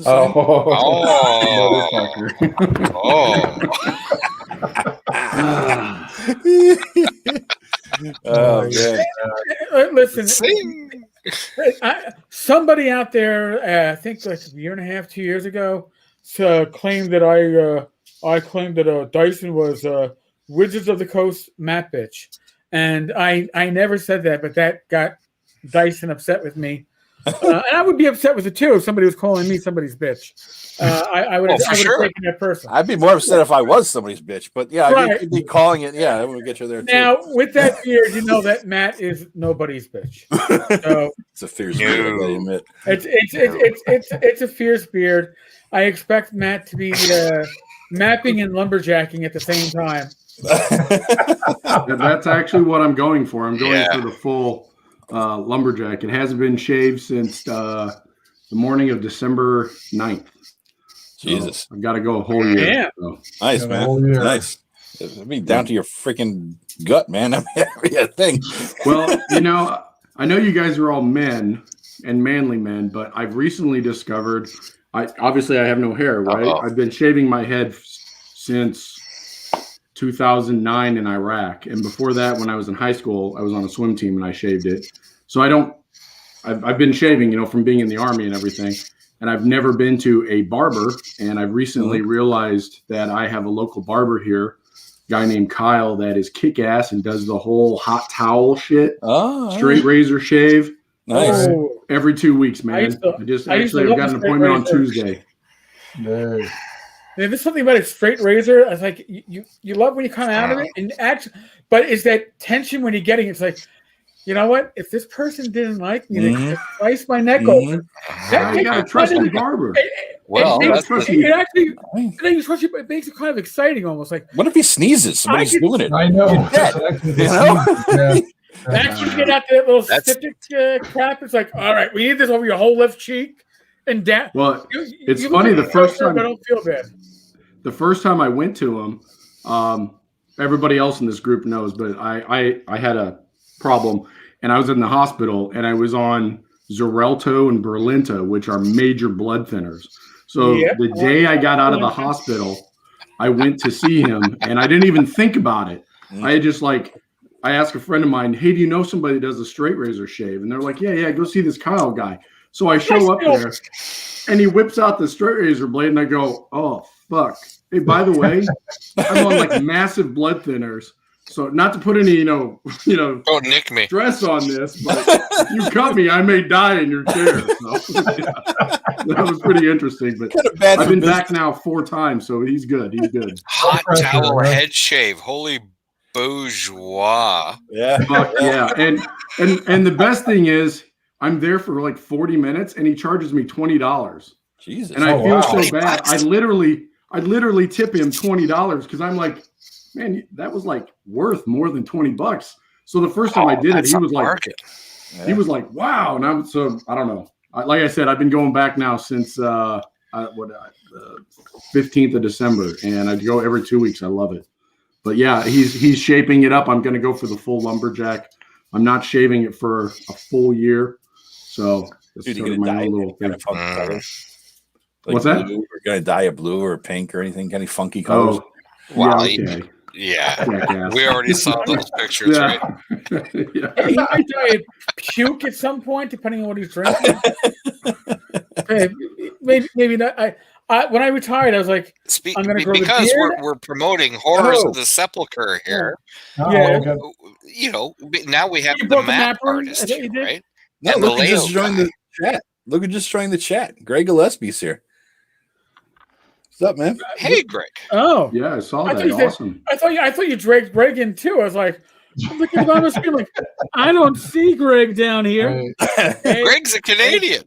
I was going to say the Canadians are invading. I don't actually know him though. We have a quota of only one Canadian at a time. We got a quota? Oh, yeah, sorry. Yeah, there's a quota. No. Okay, Greg, I gotta go take a pee. If you want to jump in, I've had 3 in my game at once. They're unruly, and you can't control them. It gets out of hand. Oh, yeah. Matt, don't start talking about Canadians like that. Matt, what do you think of what Steve's done with your mapping? You give him the map, you give him the outline. You've seen the development. What do you think? Is he betraying the original? I want to kill all players all the time. Not at all. He's keeping it true. Well, okay, all right. So you were constipated and pissed when you made that map. You were trying to kill everybody. Vance wants to know your process between the two. Well. So the story of the map was I had my adventure going, and there was a well, and I needed to build, an adventure around this well. And so I designed it, and I just was, I was in a shitty mood. And so I started designing traps that were like really bad. Yeah. And I literally sent it to because we're all in a hangout. And I sent it to them all, and I said, I can't use this because I love you guys, and I'll kill every single one of you. So I actually posted the map to them. And then Steve later on contacted me on the side and said, dude, I want to use the map. Now, I will say Steve's a much nicer DM than me, and I'll say it, he's pussyfooting it up, and he's making it a little easier so people will live. Yeah. But he's 2 rooms. He's making it better. He's making it better because mine was just, I think mine was actually if you've ever actually read it's brutal. Horrors, you can't survive. I don't care if you're the smartest OSR player, you will not survive the entire dungeon. And that's what I was designing it to emulate. So he's making it better. He'll make it so you can actually run it as a DM. So might be covered in shit by the end. But yeah, you might be covered in shit and burnt and drowned.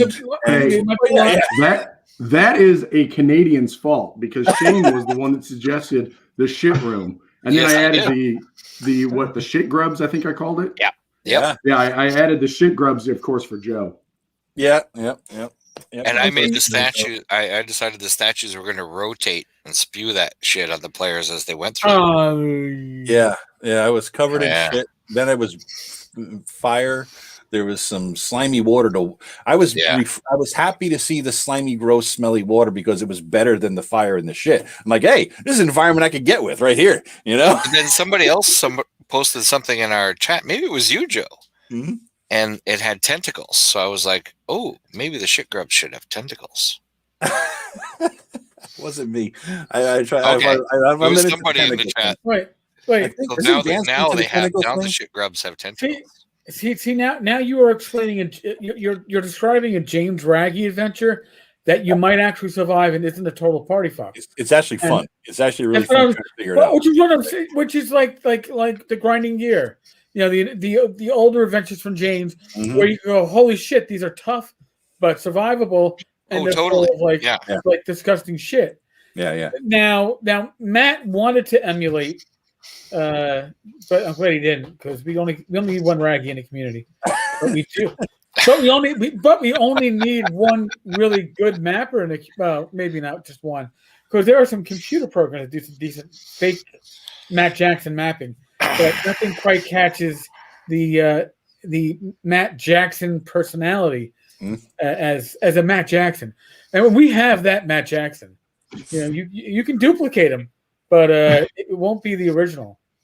If you combined Raji and Matt, but that hair and that beard, compliment there somewhere, like Santa Claus, you know.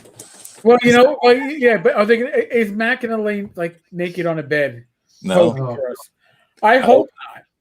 I hope not. Joe, shut up, Joe. Shut up, Joe. I do have shut up. Somewhere, Matt. Shut up, Joe. Shut up. You're so lucky my hard drive crashed and I haven't gotten it back yet, Matt.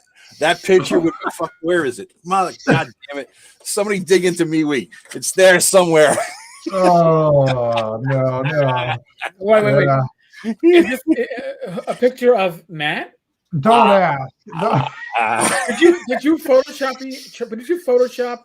I am skilled with Photoshop, so I have he played with some pictures that screenshotted of Matt while he was DMing. Yeah.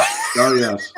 Whenever you're DMing for Joe, you cannot act anything out because he'll Photoshop you in the most inappropriate scene and you don't even intend it. And then he'll share it all over fucking MeWe, and so everybody thinks you're like, I don't know, a fairy dancer or something. I don't know. Oh, in the tub. Oh, I have the tub picture. Where's the tub picture? Oh, Joe. I know a year ago on MeWe, it wouldn't have made. I got the screenshot of Matt doing this. I was doing a little performance. Yeah, I've seen that one. The last poor Yorick, I knew him well posed. Yes, right. Yes. Oh, Hamlet. Oh, Eric. Hamlet quoting. No. I'm just quoting Matt's pose was doing Hamlet. Oh, okay. I guess. Yeah. I believe that Matt is a cultured individual. All right, and you would be very funnily. This is coming from a New Yorker. It doesn't mean I myself am cultured. Yeah, Eric's from Queens. Right? What the hell? It doesn't mean much. Yeah. What's the Vance? Vance wants to know. I'm only teasing, of course. Oh my God, Matt's a really good guy. I'm so glad you came on, dude. Yeah. Yes, as am I. Listen, we know we had a poke the bear. I gotta step out for a bit, guys. I'm not gonna be obtuse, but I gotta go see a man about a horse, right? All right. See you in a minute. All right. I saw how fast you chugged it. No wonder. Okay. Go with God. Go bust the toilet. I figure if we busted his balls enough, he'd join, or he'd hate us and never talk to us again. One or the other. But I'm glad you joined, man. Yes. Sure. Yeah, Chi, can I zoom in on Matt? No, apparently I can't make Matt any bigger. Damn it! I Oh, wanted to make scary. There So you Matt, go. all right. So what Kickstarters did you back, Matt? Did you back any of them, or you just kind of pass on? No, actually, I backed yours, of course. What's that? Planner Compass? Planner Compass. Yeah, a friend of mine sent me the first one, and I thought it was really great. And so I actually went and I actually did the level where you get the 2 print copies of the first and the second one, because that looks really cool. It looks like a kind of, my guys will tell you that it's not true, but I actually like a little bit of kind of comic stuff. That when I read like gaming stuff, I like a little bit of humor in it and a little bit of quirky funniness. Not necessarily, I definitely am not a raggy guy. I don't like blood and guts, even though my games I kill all the players. But yeah, pretty much. He does. Planner Compass. Yeah, Planner Compass sort of has this cool, almost like a Saturday morning cartoon kind of underlying feel to it, I think. But I really liked it. And honestly, I was actually, while I was watching you guys, you know, in one of your moments where you got boring, I went to Kickstarter. ZineQuest 3. Oh. No, I was looking at all the ZineQuest 3 different zines, because I've been busy at work and I really haven't been paying too much attention, except for when you guys actually point them out. If I have a chance, I'll go look at them. But other than that, I really haven't looked at any of them. So unfortunately, I haven't backed them yet. I haven't backed that many. I backed only based on Tim's and these guys' recommendations. So what I got here, I'll give you the list. Obviously, Tim's, I think, is the first one I backed, right? Of the new thing. And then we got Laird of Manticore. All right. Oh yeah, Frank's. Yeah, that's great. Yeah. Yep, you mentioned that. Then Scoundrels, you also mentioned that one. Scoundrels make your game criminal. Then I got Pamphlet of the Pantheons. Tim was mentioning that last night, right? Yeah. The Lighthouse at the Edge of the Universe, solo RPG. I am looking forward to that one. I don't know why. I just think that one just sounds kind of cool. It's a journaling game with cards and coins, and I don't know. She mentioned space whales. I'm like, okay, I'm in. I gotta check this out. I gotta. Which one was that one? The Lighthouse at the Edge of the Universe, solo RPG. Yeah. It wasn't a zine. It's a thing. Yeah, I don't think it's a zine, right? It's cards. So yeah. It's a zine, but you just play with cards and and a coin and stuff like that. But it just kind of had a, I don't know, something beyond what I usually get or whatever, and it just sounded fun. Yeah. We got Through Alton's Door that you're mentioning too, Tim. Yeah. Yeah, I had to get up with Ben's stuff. Absolutely. Yeah. Ben's like I think he's over 30 grand now on his. I mean, he's just been a beast. Yeah, he's crushed. Yeah, he's 36,000. 36. Wow. 708 backers, $2,500 goal. Holy Christ. Yeah. And I went in for the level that gets you all his old stuff too, because you were saying it was so good, right? I mean, what'd you say? Because you said it was Yeah, what I was saying is like I didn't have his back issues, but I've been wanting them, but they've been out of print. But like when people come into the zine group, I ask them 2 questions: what's your favorite zine, and are you a zine maker? And I don't know what the percentage is, but a very high percentage of them mentioned Alton's Door, and I'm like, I got to get it. So when he was doing his Kickstarter, I'm like, I'm gonna go all in. So, but. Yeah, that it's definitely Oh, that was busting it out totally. Yeah. It was this year and last year. 36 grand right now he's at. Yeah. Holy shit. Yeah, I know. It's amazing. Wow. It's fantastic. I'm glad. It's good because Ben, I've known Ben from the That's Ben Lawrence. Yeah. Yeah. So he's always does. He just does good work. Yeah. Yeah. What are you backing? Good writer. Yeah. Who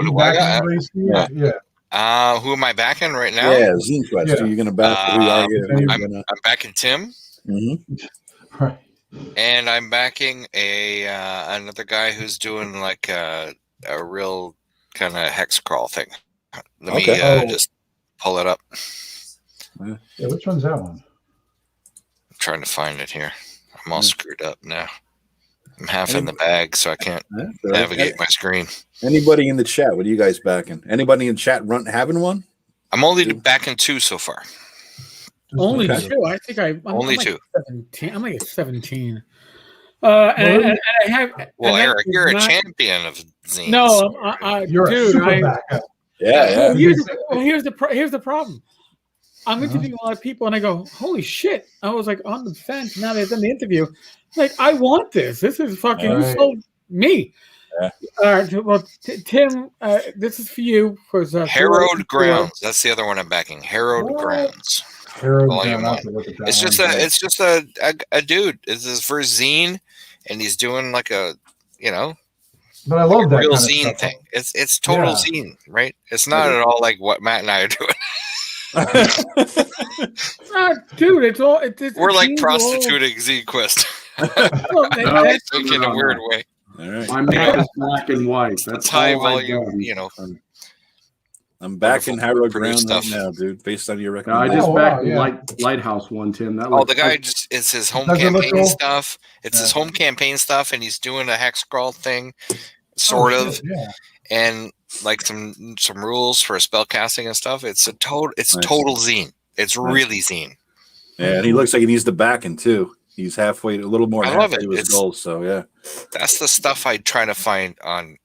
To be honest with you, ZineQuest. Absolutely. I try to find a few of those and just try to I mean, the Elton's Door stuff I know is going to be successful.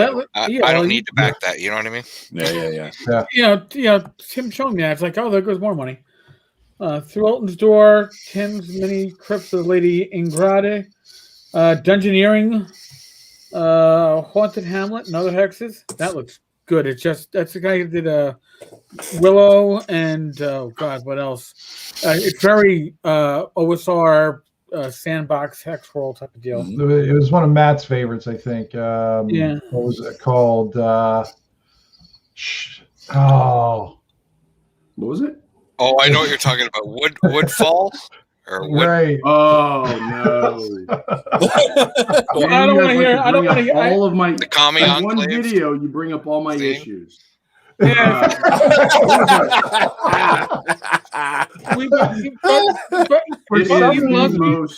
you despite them. We love you. Let's hear it, Matt. Let's hear it. Yeah. Oh, it was.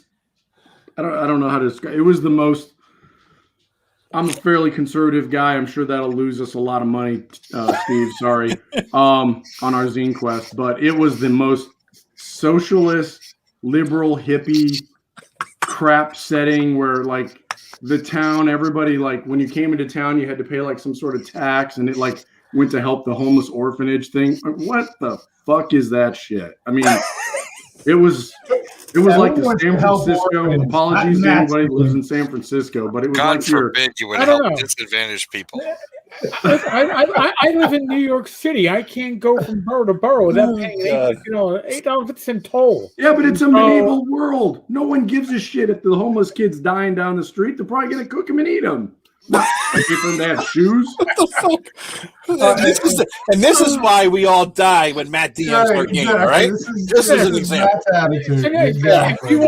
If you want to know what a fuck you DM is like, Matt Jackson, there he is. All right. So in any case, definitely Wizard. The game about not being a wizard. Maximum HP from Lloyd Metcalf, number 5. It's all about. Oh yeah, I want to get in that one too. Yeah, I haven't yet. Maximum HP. I was wondering about that one. Yeah. Catpocalypse Meow, which is if you like cats, you like swords and wizardry. Casey Christopherson, who has been worked on a lot of projects for Troll Lord Games. He's now the art director for Frog God, so I'm looking forward to that one. Warpland, Wizard Funk 3, which I just interviewed Thad and Robin. Wizard Funk, that's the other one I wanted to back. Yeah, because there you go. Wizard Funk 3. That page totally doesn't describe anything at all about the zine, and I love that. It's weird. He doesn't really tell you anything at all about what's going on. These guys are old school to the core. It's like, if you back the first couple, you'll like this one. Yeah, right. There you go. It's good shit, and it's classic OSR. The 13th Fleet, which sounds going to play out pretty much like a science fiction traveler paranoia cross up. I like that shit. Lair of the Manticore. Scoundrels Make Your Game Criminal. Yeah. I like Lands of Legends, 6 zines, and they look to be great things for DMs that like to work off the cuff like I do. So that looks good. Bucket of Bolts, a solo RPG zine, because hey, something for solo. Okay. Scrap Rats, love the idea of Scrap Rats. Basically, it's playing 0 level science fiction characters. 1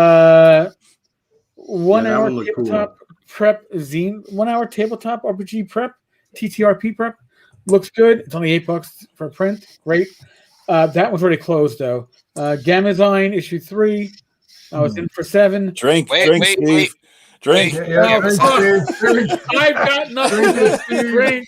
Eric, how drunk are you going to get me tonight? Come on. It's the whole plan there, Steve. Welcome to Eastwood. It's already funded. Magic and shit. All right, I'm not finishing my beer on that one. And not already shipped and arrived, so I mean I got to dig through it. So I got a lot of zines. The only thing I didn't mention that is not zine like that have back in the last month or so is the One Ring, and the One Ring is priced in pricing that makes no sense. Apparently, I backed it for 1,198 SEK. Right. Yeah, that's like $2. Yeah, like Scandinavian kronars, maybe. Swedish krona. Swedish krona. It's like $50 or something like that. You know, it's like bring down your wheelbarrow to buy your loaf of bread, and you'll be fine. It's not quite Weimar Republic, though, right? I actually have Weimar Republic postage stamps. They're great because it says 1 mark, restamped, 10 million mark. And I was like, can't make this shit up, man. It's like, this is great. Like, don't even print it new. We don't have the money for new print. Just pencil correction and initial it. So I'm nowhere near backing, by the way. Still got to back yours, Steve. But I can't do that while I'm catching up on numerous comments. Yeah, I got 14 backers now. That's cool. Dave Betsack says the Vast in the Dark, Lady Ingrade, and the Shadow of Tower Silver Axe, Low Life, Horrors of the Sepulcher, among others. David's been putting some pretty interesting comments up. Yeah. Apparently he likes Matt. Yes, Matt. It's the shaved head. Well, that's one. Well, his comments were interesting until then. We got Vance is watching. God, Vance wrote a book. Yeah, he's watching Grimblade, Low Life, Stories of the Slough. Oh my God. Wild Blue Young. All those are the zines he's watching. Yeah. Thanks, Scrap Vance. Rat. Actually, that's really cool.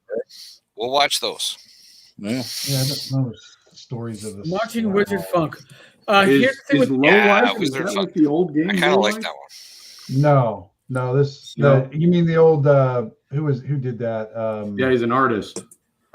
Andy Hopp, I think, was the one who did that originally. Yeah. So what do you guys think of the Silver Axe one? It's looking pretty impressive.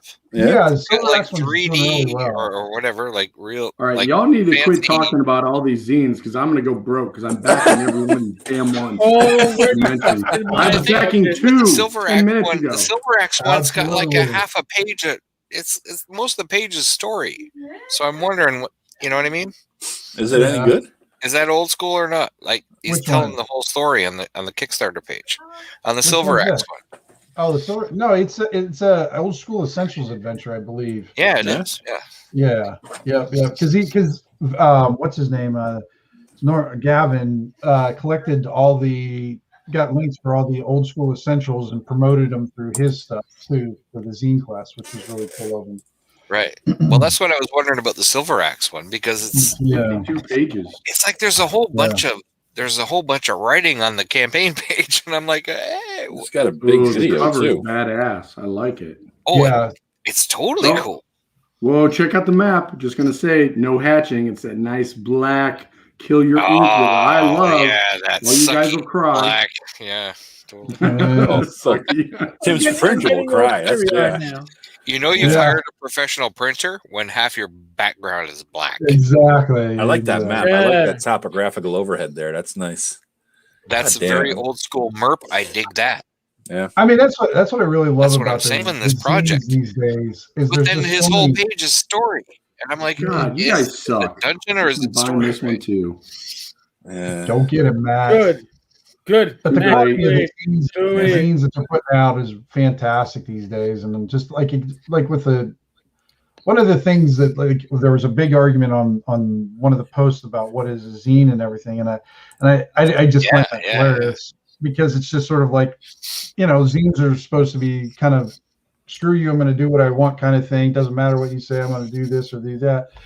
And if you think, because they get stuck in that like 80s mode where it's like, you know, stapled together and it's just photocopied with like kidnapping letters stuff put on there and whatnot. Kidnapping letters, right. And but if they had the technology we had today, they would all be doing slick covers and you know, so it's you have the technology to do that day, so it has to evolve. Yeah, you know, things are going to evolve because of that, and there's room. The only thing well, that's why I think it's an interesting conversation. Is exactly because of that, Tim. Is there's many of us who are of that vintage who remember those things, those punk zines, those early heavy metal zines, right? And we look at, you know, for example, what Matt and I are making. It's not a zine in that sense at all. Well, yeah, because it's not a right, and you look at something like Silver Axe or whatever. It's not a zine at all in that sense. It's a traditional sense, very professionally made product, right? Yeah. So philosophically, is it a zine? You know, or is it? I mean, yeah, to you it might not be, but to somebody else it would be. Because to me, it is, because it's somebody's kind of like. It's what they want to do. It's their homebrew thing. It's their, you know, it's an attitude put on some pages. And even though you like that slick, it's still attitude on pages. I like that attitude on pages. Your zine self-identifies as a zine. I can get behind that. Yeah, I can get behind that. Yeah. You know it when you see it. You know, as a consumer, you know is it a zine or is it a magazine? You know it when you see it. And you didn't have to drink, Steve. Good job. You know, and if you don't, fuck you. Just because I'm gonna go Zine, it's fine. There he goes. God damn. Steve's gonna have a rough morning. I can tell you. Steve, I don't want to kill. I don't want to be responsible for Canadian intoxication.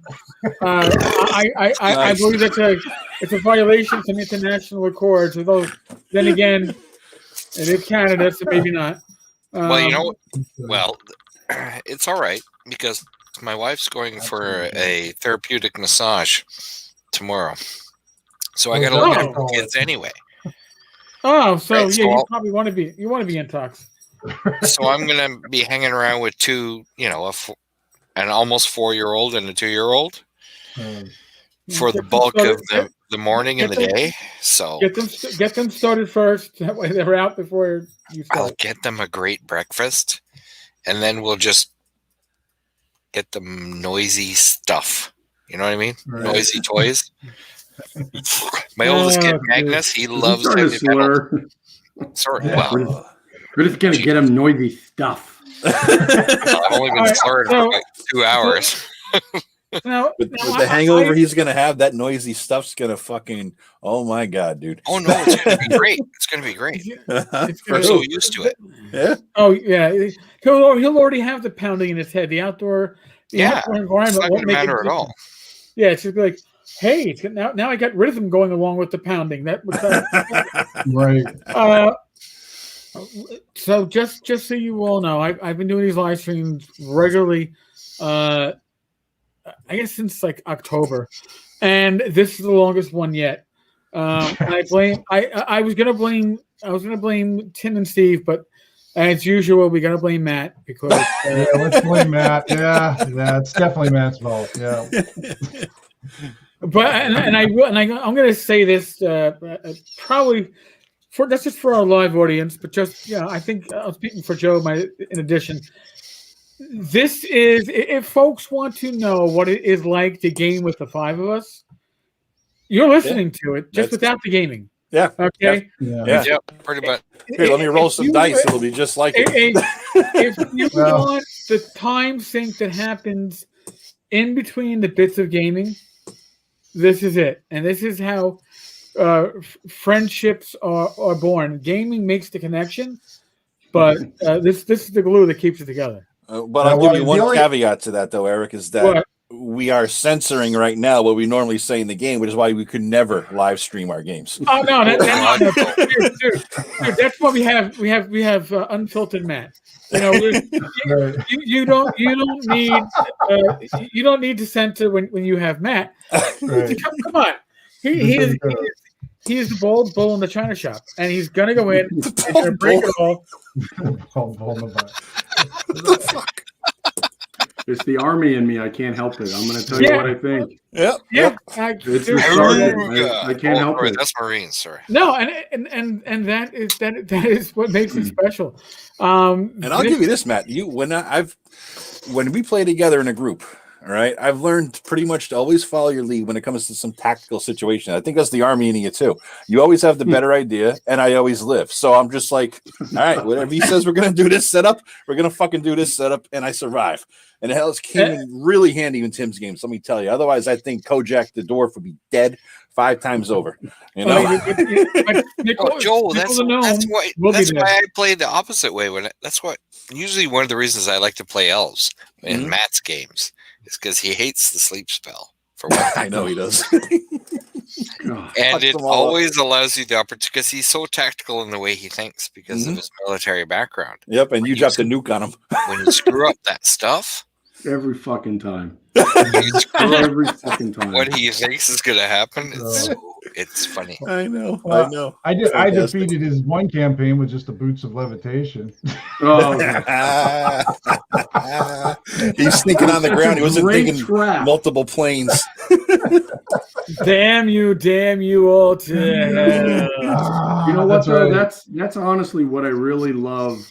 As much as we all joke about it and I, grumble and complain about it, always. That's one of the things I actually really love about, and I'm sure there's 5e games like that, but the strange things that I never thought about as a DM that the players bring to the table. And just my one recommendation that I would make to any aspiring DM would be have a group chat offline with your players and listen to it. And listen to them when they talk at the table, because by far one of them will slip up and say, "Wouldn't it be cool if X happened?" And you better damn well believe X is gonna fucking happen now. Totally. Because that's how you make the game awesome. Sorry about all the questions. No, that's good. You know what? And I think it's probably trying to wrap this up, but I want to hear that from all of us. I want to hear Steve. What is your advice? As to the GMs out there, your final word. Oh, a GM advice: don't fake it. Do like I'm a very heavy improv kind of GM. I like to have lots of random tables and do it on the fly. Do that. Don't fight your creative muse. I know that sounds kind of flaky. No. But that is really, really, really the most important thing. Yeah. Your players will enjoy the game better when you're real about how you present it to them. Whether that's a lot of character improvisation and acting and stuff like that. Just be real. Don't cater to your players. Never cater to your players. I know that sounds weird, but run your game the way you want to run your game. Yeah. Tim. Probably one of the biggest things for me is it's funny because it almost contradicts Steve's thing that he just said in a way, but don't be afraid to say yes to your players. Because I'm one of those ones, and Joe will ask for everything. Joe will grovel for everything. I'm a biggest fucking scrounge. He'll scrounge big time. But like if a player presents something, hey, am I able to do this and stuff like that? I'm always willing to, yeah, let's do this. Let's see how it works out. Let's go. Why is Matt in the bathroom? I don't now? know. He's Because hanging I his said if I laundry up. ever came on here, I would be sitting on the shitter. There we go. I just remembered that I said I would do it from the shitter, so I had to do it. Sorry. Clothes behind him and the fuck. Oh, Tim, you had geez. a great point there too, and Matt has to go and screw it up. Yeah, he goes to the bathroom. Well, also, you were But saying no, because of Matt's toilet. What was it? Start again, Tim. right. I mean, Oh, now Tim, don't be now afraid. Matt's walking around his place like a psycho Now, killer. At least Guess he's not I wearing say. tighty whities. We got, that's. Oh no! Don't His tempt Freddie him, all right? Mercury Ah, there Oh, we go. He's God. wearing pants. No, they're I both. could turn that camera off if I need to. But yeah, I mean that was one of the biggest things because I just saying yes because a lot of times you want your players to be cool because like you guys know when you guys came into my campaign, I kind of developed a little bit of a back because you guys don't know my campaign, but I know I always ask you guys what do you want to play, and then I would take your guys' ideas and then integrate them into my campaign and give you guys kind of almost a little bit of backstory so that way when you went into it, you weren't going in blind. Like you already had a background. You knew this person, you knew that person, you knew where, different things like that. And if you wanted something interesting, I had no problem giving that to you or figuring out a way that if you wanted it, okay, let's work this out. Let's see where you're going to go with it. Because a lot of times, as you guys know, when you got what you wanted, it never came the way you expected. Goddamn and there was right. always a cost. I could attest to that just the other night. My guy is a poor ass broke son of a bitch, right? He actually looks for garbage. He's like a dumpster diver, and he gets scrap metal to fix things. And I finally did an adventure I survived where I ended up with a bar of mithril, but it's a bar of mithril. And I live in the poorest section of town, and I'm walking around scared to death. I'm going to get mugged, jumped, killed. And how am I going to sell a bar of mithril? Because as soon as I try, they're going to take it from me. So I got what I wanted. I'm rich. I just can't deal with it now. So that's exactly what he's saying. Yeah, it's perfect. I love it. I fucking love it. All right, Joe. What's your advice? My advice might be more me in terms of this may be my advice. Then go with your own personal style because we all have a different style, right? But you got to be true to yourself and true to how you think and true to how you act. You can't DM like anybody else, So my own style of DMing is a lot of prep ahead of time, and which allows me to pull shit out of my ass and be creative, like these guys are saying, because I prepared so much ahead of time. You know what I mean? I got to know who lives in the house and how much they fucking spend on Wheaties every day in my head, so that I could do stuff like that, right? I'm very detail oriented. I got to know the history of the world. Huh? This is the books that I got from Joe when he was starting his last campaign.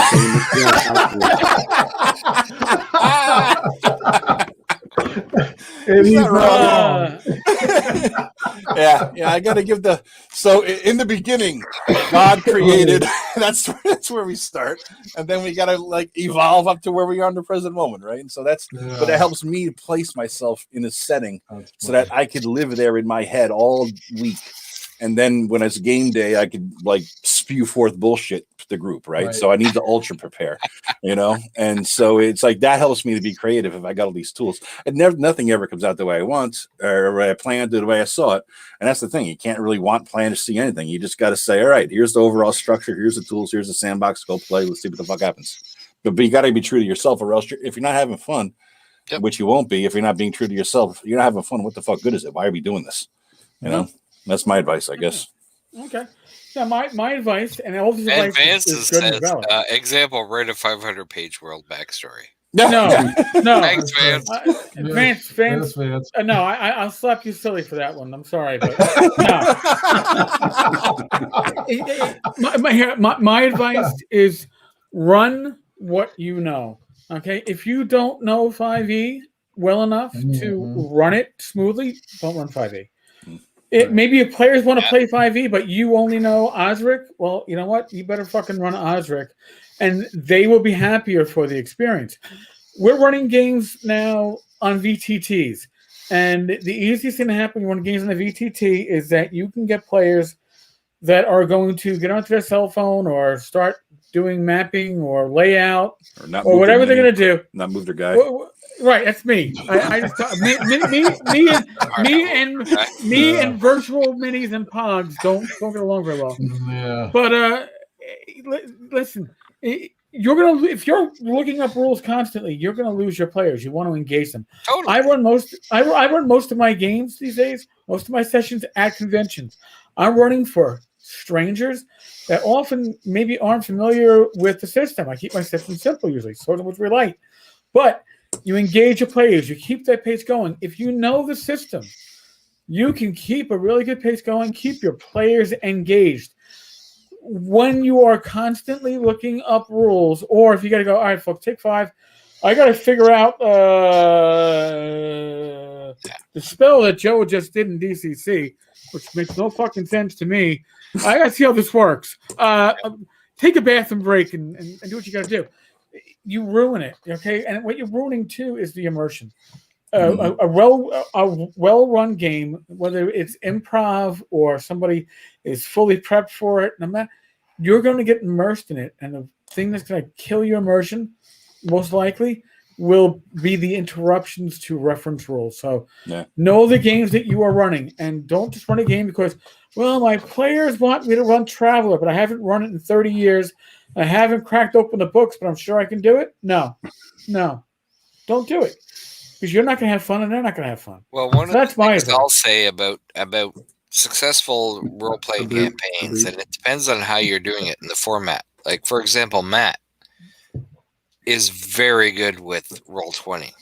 Yeah. And he can make that experience better for people. Right. Like myself, who I'm not very good at it.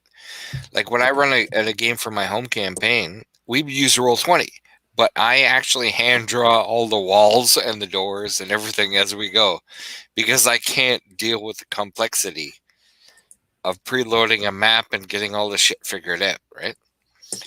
So there's skills that different DMs have that are very valuable. Play to your skill base. Yeah. Exactly. Yeah. Right?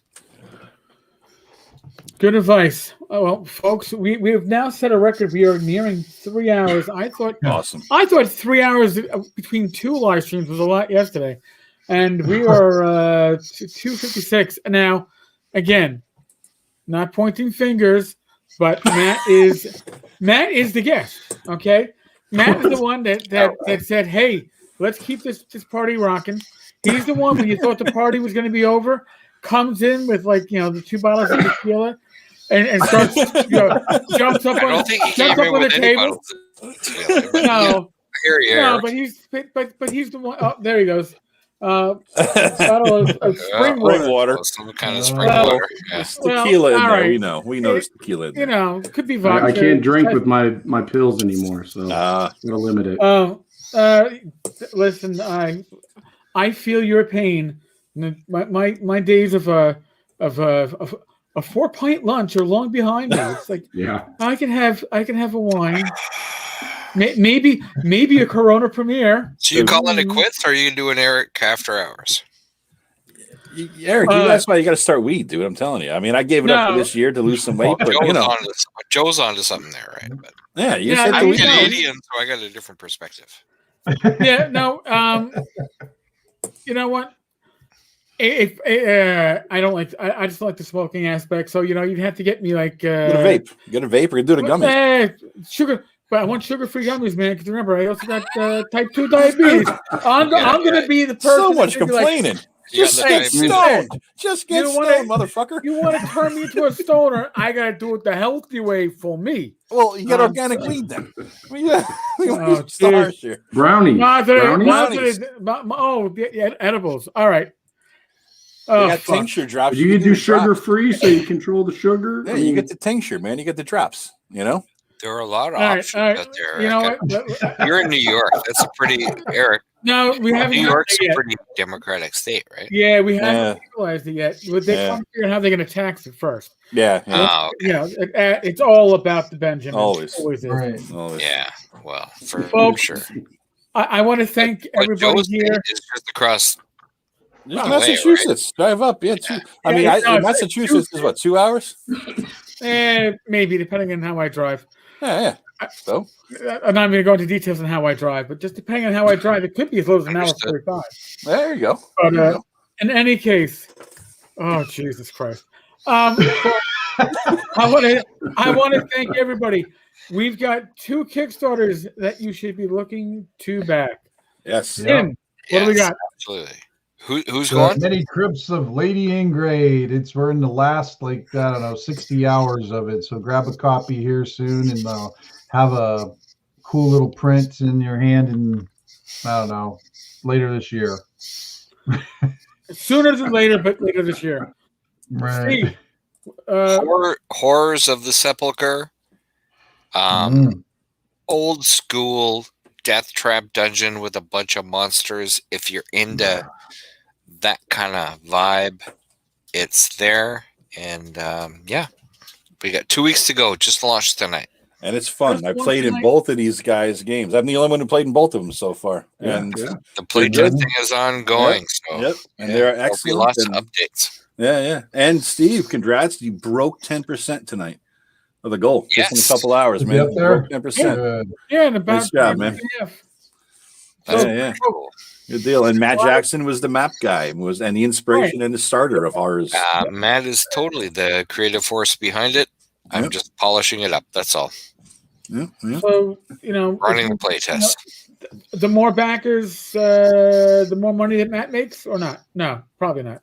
Because Hottown Games is releasing it, so it's No, but we'll have to have a whole nother video about Matt's thoughts on making money in.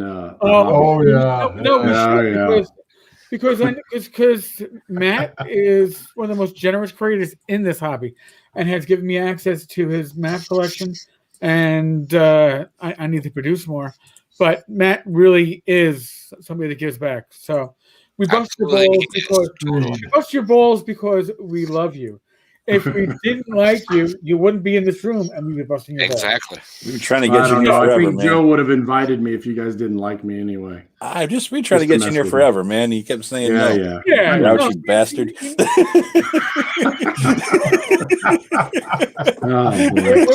We're going to have to bring you back for a little bit, moderately less abuse. But the abuse was to get him in here so we could try to get him in. That is true.